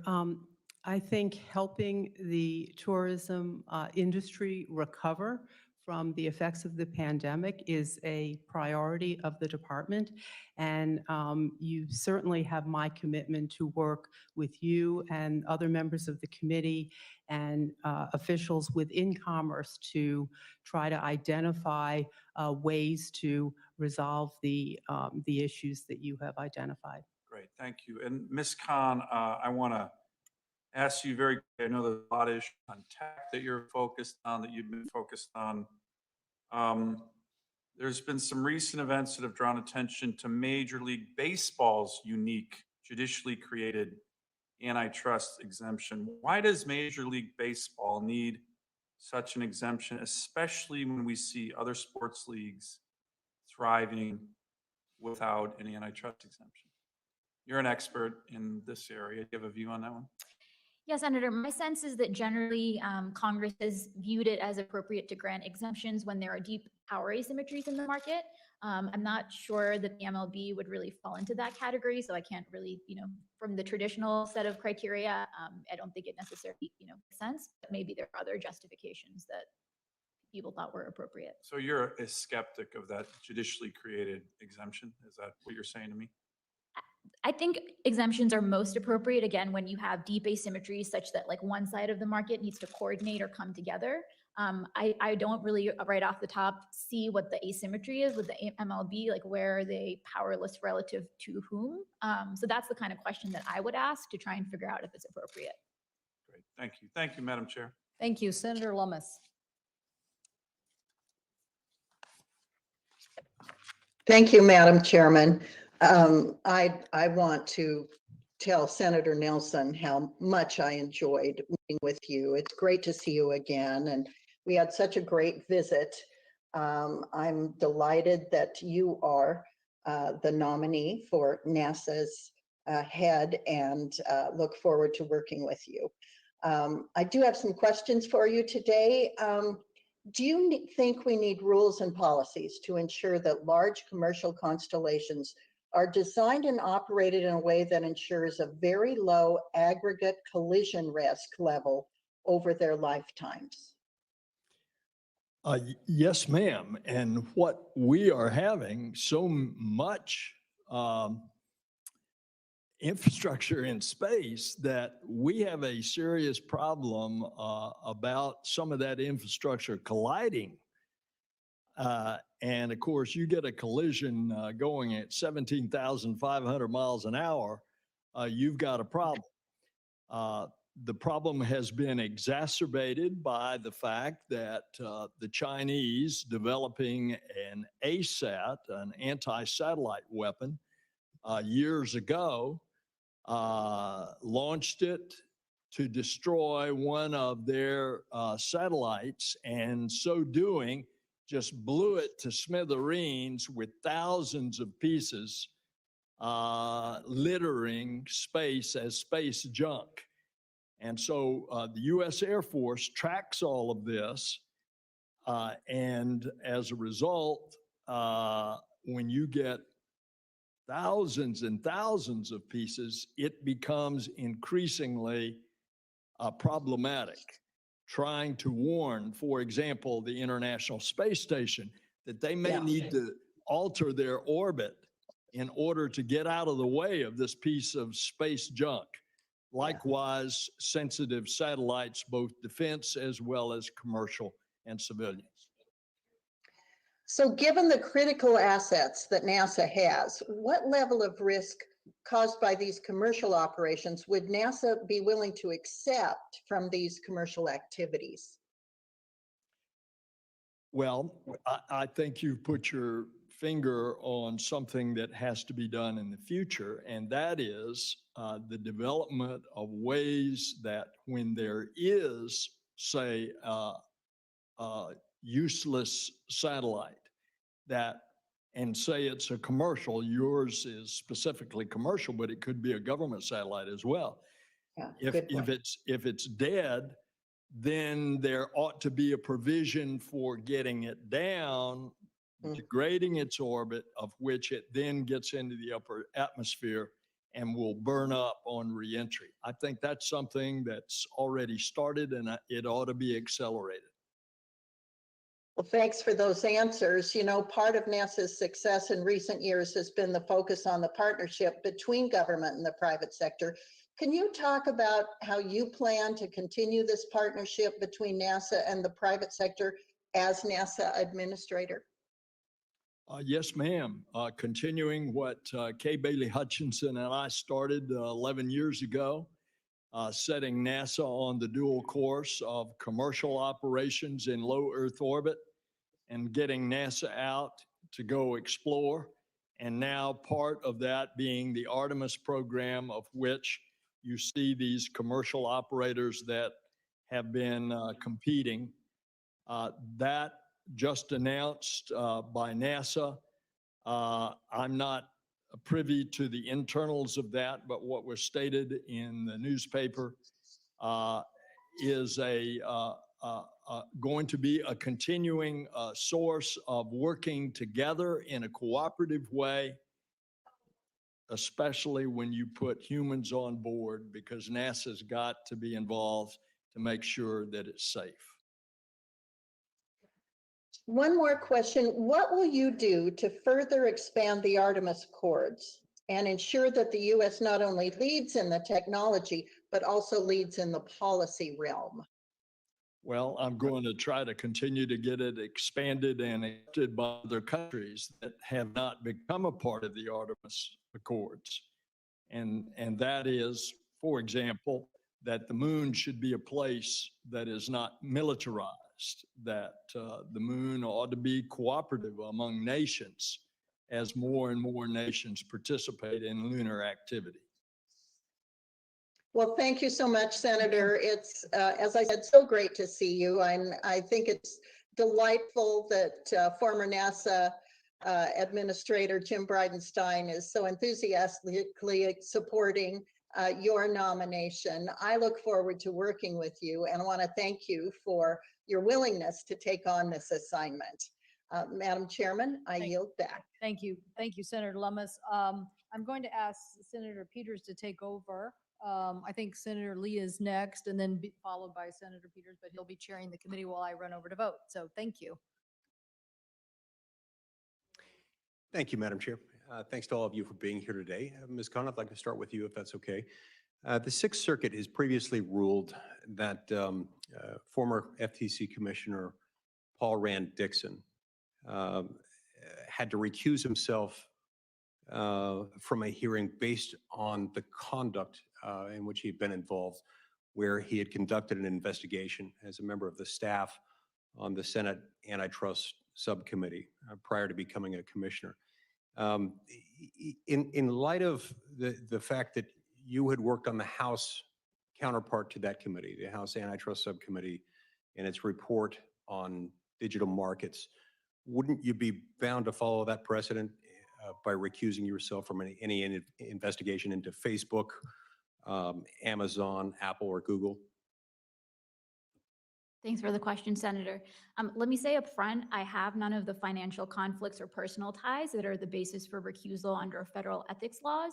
And I would be approaching these issues with an eye to the underlying facts and the empirics and really be following the evidence where it Would this create any of the appearance of impartiality issues given your work for the subcommittee? Senator, insofar as there are instances where defendants before the commission petition to have particular commissioners recused, those cases are resolved on a case-by-case basis. There's no categorical decision about that. If it were to arise, I would seek the guidance of the relevant ethics officials at the agency and proceed accordingly. But you don't see the Sixth Circuit cases applicable to your instance? I'd want to be more familiar with all of the relevant facts, but I think that case involved not any personal financial connections he had, but rather his work on the Senate Antitrust Subcommittee. Right, there are a set of recusals required under federal ethics laws where you are making categorical determinations before taking office. Gotcha. With regards to prejudgment, as I mentioned, those are really resolved on a case-by-case basis. Okay. And I've appreciated our previous conversations. I wanted to follow up with you on a couple of things, including your philosophy on the FTC's, any rulemaking power that you believe the FTC may wield. So I've just got a quick series of yes or no questions. Should agencies exercise rulemaking powers, only those rulemaking powers that have been expressly granted by Congress? Insofar as the FTC has express authority under 6G of the FTC Act, I think that would be appropriate. Right. But it shouldn't exercise rulemaking power in the absence of rulemaking power having been granted. I don't have a philosophical view on that. I'd want to think about it. I think in the context of the FTC, I think that question is obviated by the fact that there is express authority in the statute. Can the FTC utilize rulemaking power to get around precedent with which it disagrees? I'm not sure. I mean, Section 5 there's a standalone basis to Section 5, and there's, court precedent noting that the contours of Section 5 are not limited by the antitrust statutes. As we discussed yesterday, there are going to be some questions of first impression here, but generally, there are going to be several checks on the FTC if it does go down this road. You mentioned Section 6G of the Federal Trade Commission Act. Are there any limits that the commission, to what rules the commission could promulgate under 6G in order to define what it means to engage in unfair or deceptive trade practices or unfair methods of competition? Yes, Senator, as you know, the contours, the precise contours of unfair methods of competition rulemaking has been debated at the commission for decades. There are a series of cases from the 80s where the FTC adjudicated, and courts came up with a few standards relating to coercion or oppressiveness. In practice, though, I think adjudication has not been very successful as a mechanism for defining the contours, and former Commissioner Josh Wright in particular has also written about this. So I think there are some real questions still remaining. As we've discussed in the past, there is some debate currently underway about our antitrust laws and about the consumer welfare standard, which we've discussed a little in the past. It's always important for us to evaluate our laws and to ensure that our standards for assessing whether particular behaviors and mergers and acquisitions are illegal or should be illegal, whether they're harming Americans. Do you think the consumer welfare standard is lacking? In my academic capacity, I have critiqued the consumer welfare standard. I've questioned whether it really is a good proxy for competitiveness, especially in the context of digital markets. So when assessing whether a merger or your economy is anti-competitive, do you think courts and enforcers should take into consideration any impact that the action in question might have on innovation? Yes, absolutely. Consumer choice also? Generally speaking, I mean, the statute says, substantially lessen competition. Competition is not defined in the statute. So it's up to the agencies and the courts to really figure out what this means. Price, market access, effects on quality, all should be taken into account. Exactly. So and all that's great to hear. I think that's fantastic. All of these things are already in play. And they play a significant role in our current antitrust law. And they're an aspect, they're all features of the consumer welfare standard. It seems to me that our laws could meet the need if only enforcers brought the appropriate facts and the appropriate evidence in the appropriate cases to the table. Thank you, Mr. Chairman. I see my time's expired. Thank you, Senator Lee, for your questions, and to each of you here before us. Congratulations on your nomination, and thank you for your willingness to serve your country and our country. These are big jobs that each of you are nominated for, and we look forward to this process and wish you the best should you be confirmed. Senator Nelson, it's a particular joy to see you here today. It's very fitting to see you here at the committee hearing, just in a different position that I'm used to of seeing you over the years. But it's great to see you nominated for this position, something that you are eminently qualified to do. And your passion for space is legendary. And it's wonderful to see you here. It's great to see your wife, Mrs. Nelson. Wonderful to have you here. I think I saw your daughter here as well. So it's a family affair.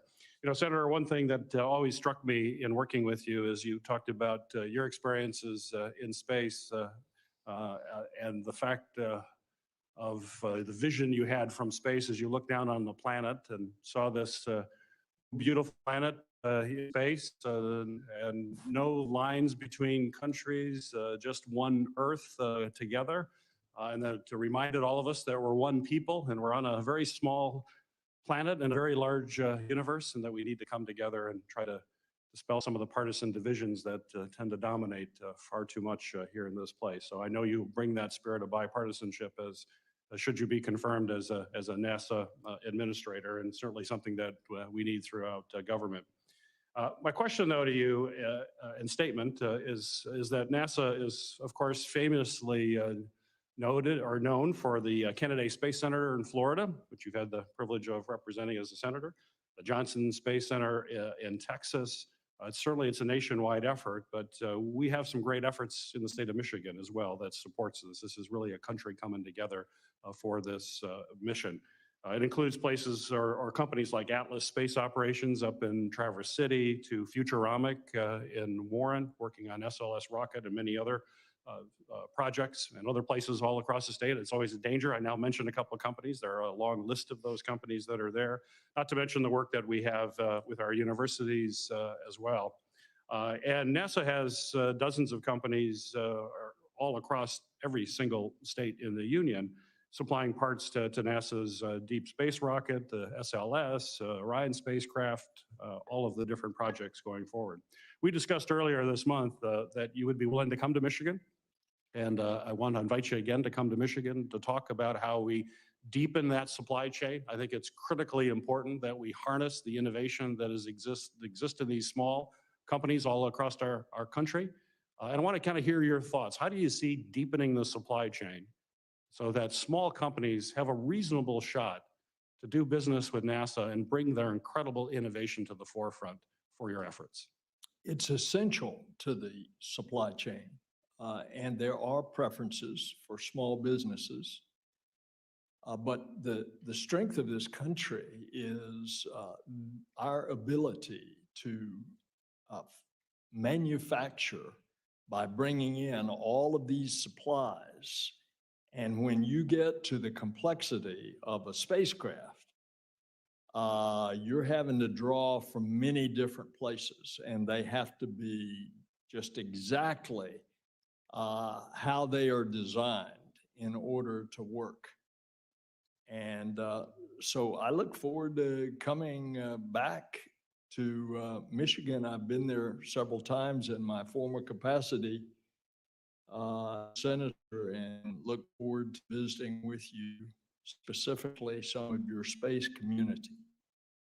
Well, I will look forward to that, and hopefully we will do that soon, if confirmed, get you into the state so you can see firsthand some of the incredible work that's being done there.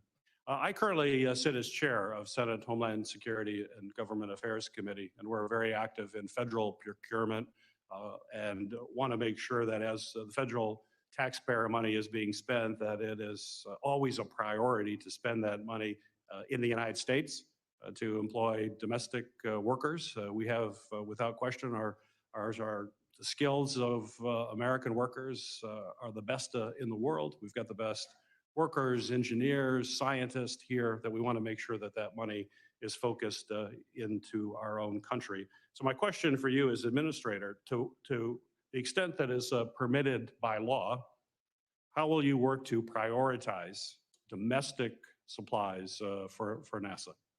It's a very important part for President Joe Biden in his Build Back Better and Buy American.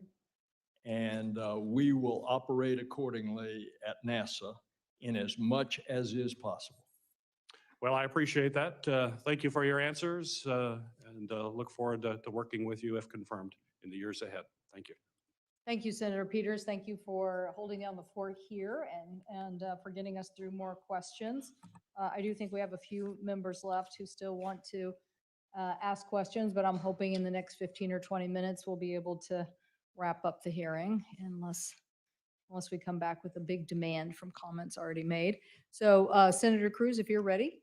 Senator Cruz is next, followed by Senator Rosen.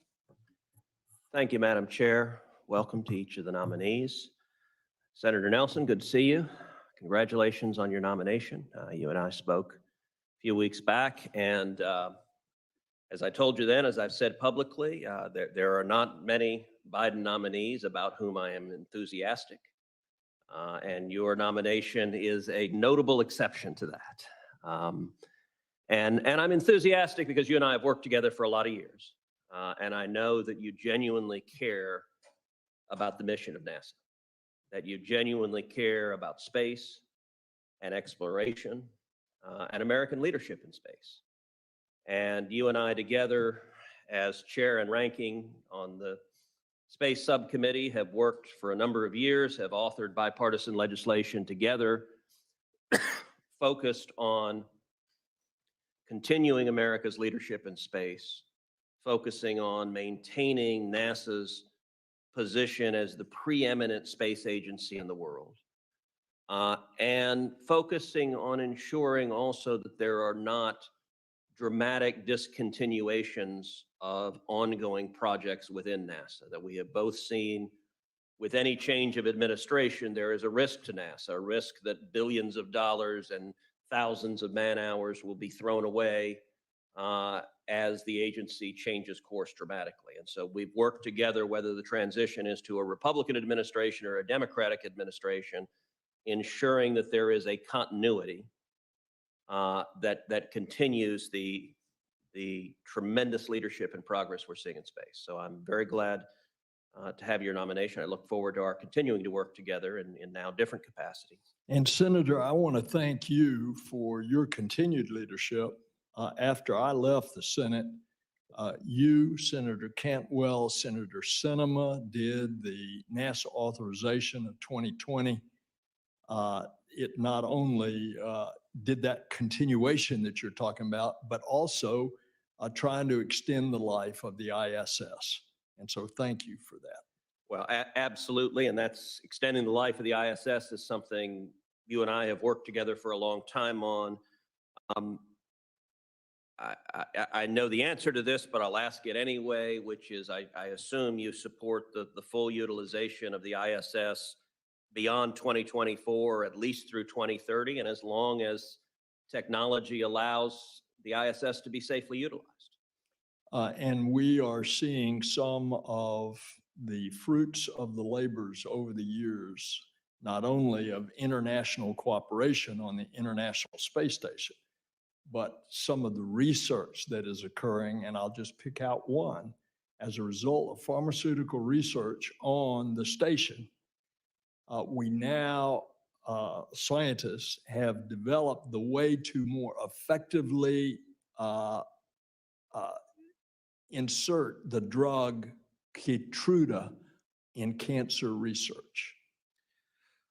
I think that's right. And one area that I've been very focused on that I look forward to continuing to work with you on is how to incentivize more commercial development on the ISS in space, and how potentially to create a revenue stream for further exploration to come from the commercial developments that the federal government has facilitated. And I think there are lessons in terms of how universities have handled it, incentivizing innovation and developing revenue streams from it, that I think on the space side, we could learn important lessons from.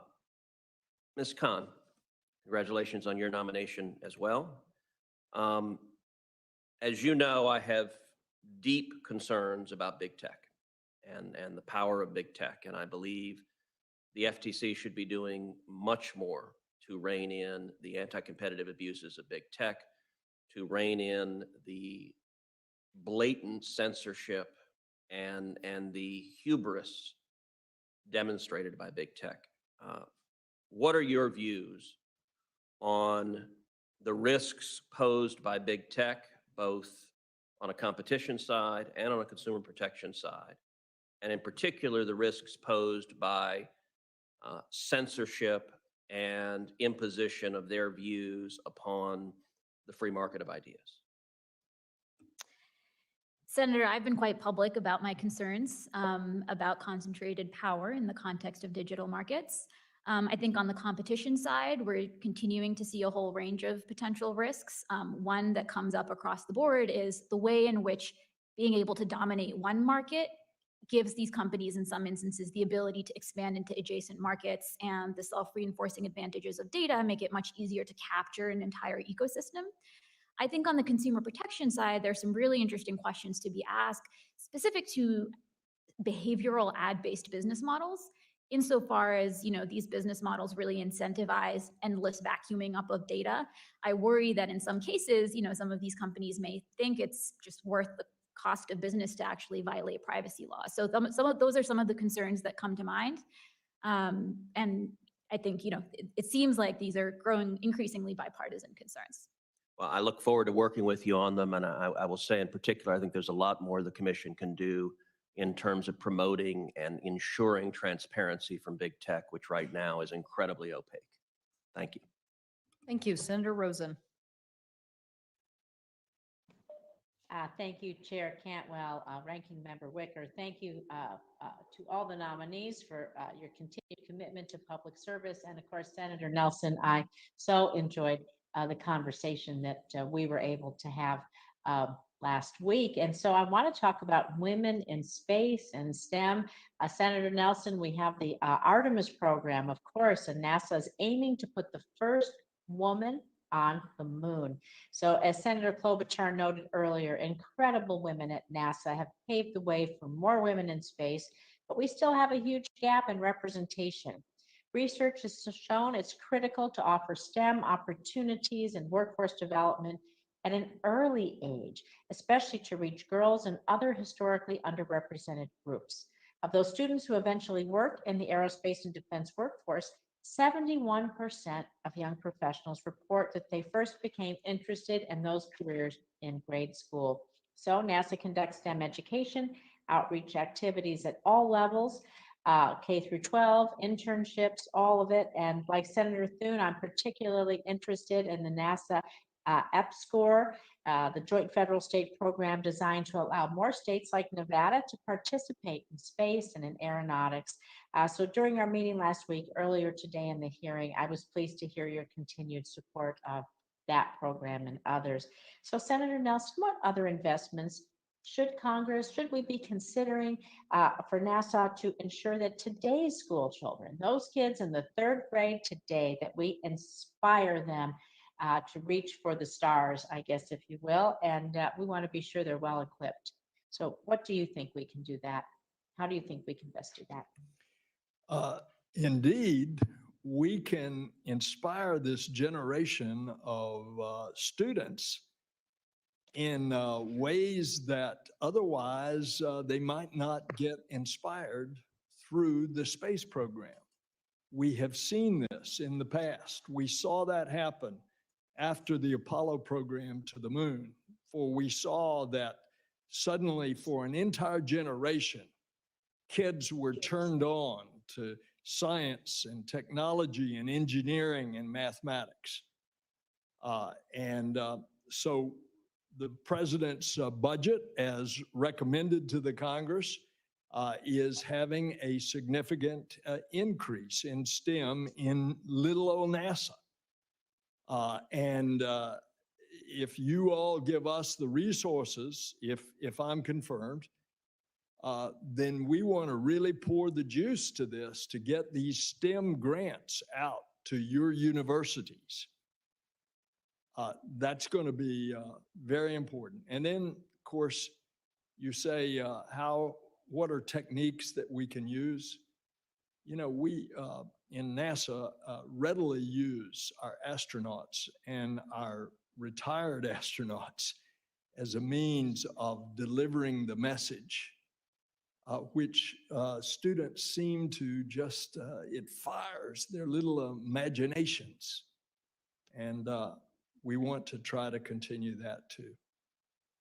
Well, I can tell you, I was one of those kids who watched all through the 60s. We were glued to the TV for every space launch, for landing on the moon. And hey, I became a woman in tech, so maybe it had an impact on me there. But I'd like to move on quickly to data security. So Ms. Khan said, I'm a former computer programmer, systems analyst. I understand firsthand the importance of data, cybersecurity, a pandemic that forced all of us to transition to work from home, to telework. Of course, hackers took notice, and they've impacted every sector from healthcare to school to business, you name it, unfortunately. So last year, I introduced several bills aimed at protecting and strengthening our cybersecurity capacity, such as improving telework cybersecurity for small organizations or small businesses hit particularly hard, our school districts with ransomware and the like. And so we need to continue to do that. And we need to work on those collaborative efforts and guidance through support through CISA and the FTC. So Ms. Khan, how can FTC better partner with private entities to build a stronger defense against data breaches? How will you promote that working relationship? Senator, let me say right off the front, I think, the harms of lax data security are immense. And I think what we've seen over the last few years is that this is no longer just about identity theft anymore. There are real national security implications insofar as we've seen some state-sponsored hacks as well. With regards to the work of the FTC with private groups, my understanding is that the commission has been doing as part of its education and outreach campaign, specific work with small businesses. I haven't had the opportunity to see any empirical data on the efficacy of that work, but I'd look forward to learning more about that. Well, I look forward to working with you on that because our small businesses really need a lot of help to do their own cyber hygiene and continue to maintain, upgrade, and patch the commercial software that they use. It's particularly important in this day and age. And thank you for your willingness to serve. I believe my time is up. Thank you, Madam Chair. Thank you, Senator Rosen. And I think that concludes the number of Commerce Committee members who wish to ask questions. I do have a question for the panelists that we are making standardized in our request to nominees. And if you could just give me a yes or no answer. If confirmed, will you pledge to work collaboratively with this committee, provide thorough and timely responses to our requests for information as we put together and address important policy issues, and as you appear before the committee when requested? Yes. Yes. Yes, Senator. Thank you. Well, I think this has been an excellent hearing. We've had great participation from all of our colleagues. We covered a lot of information in a few-hour period of time. I appreciate the nominees on their questions. The hearing record will remain open, though, for 2 weeks until May 5th. 2021, and senators will have the opportunity to submit questions for the record. We ask that the nominees return their questions to the committee in a timely fashion, and so that we can move forward, obviously, with the processing of your nominations before this committee and on to the floor. With that, we're adjourned.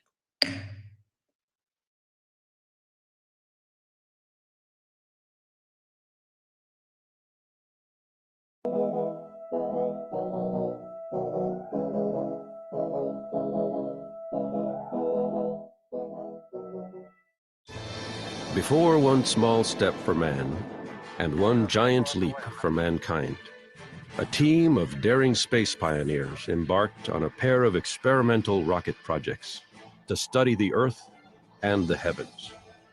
With eyes on the sky and the future of space exploration, flight controllers inside NASA's Mercury Control Center watched America's space program take flight. And so here, the story of American space exploration began.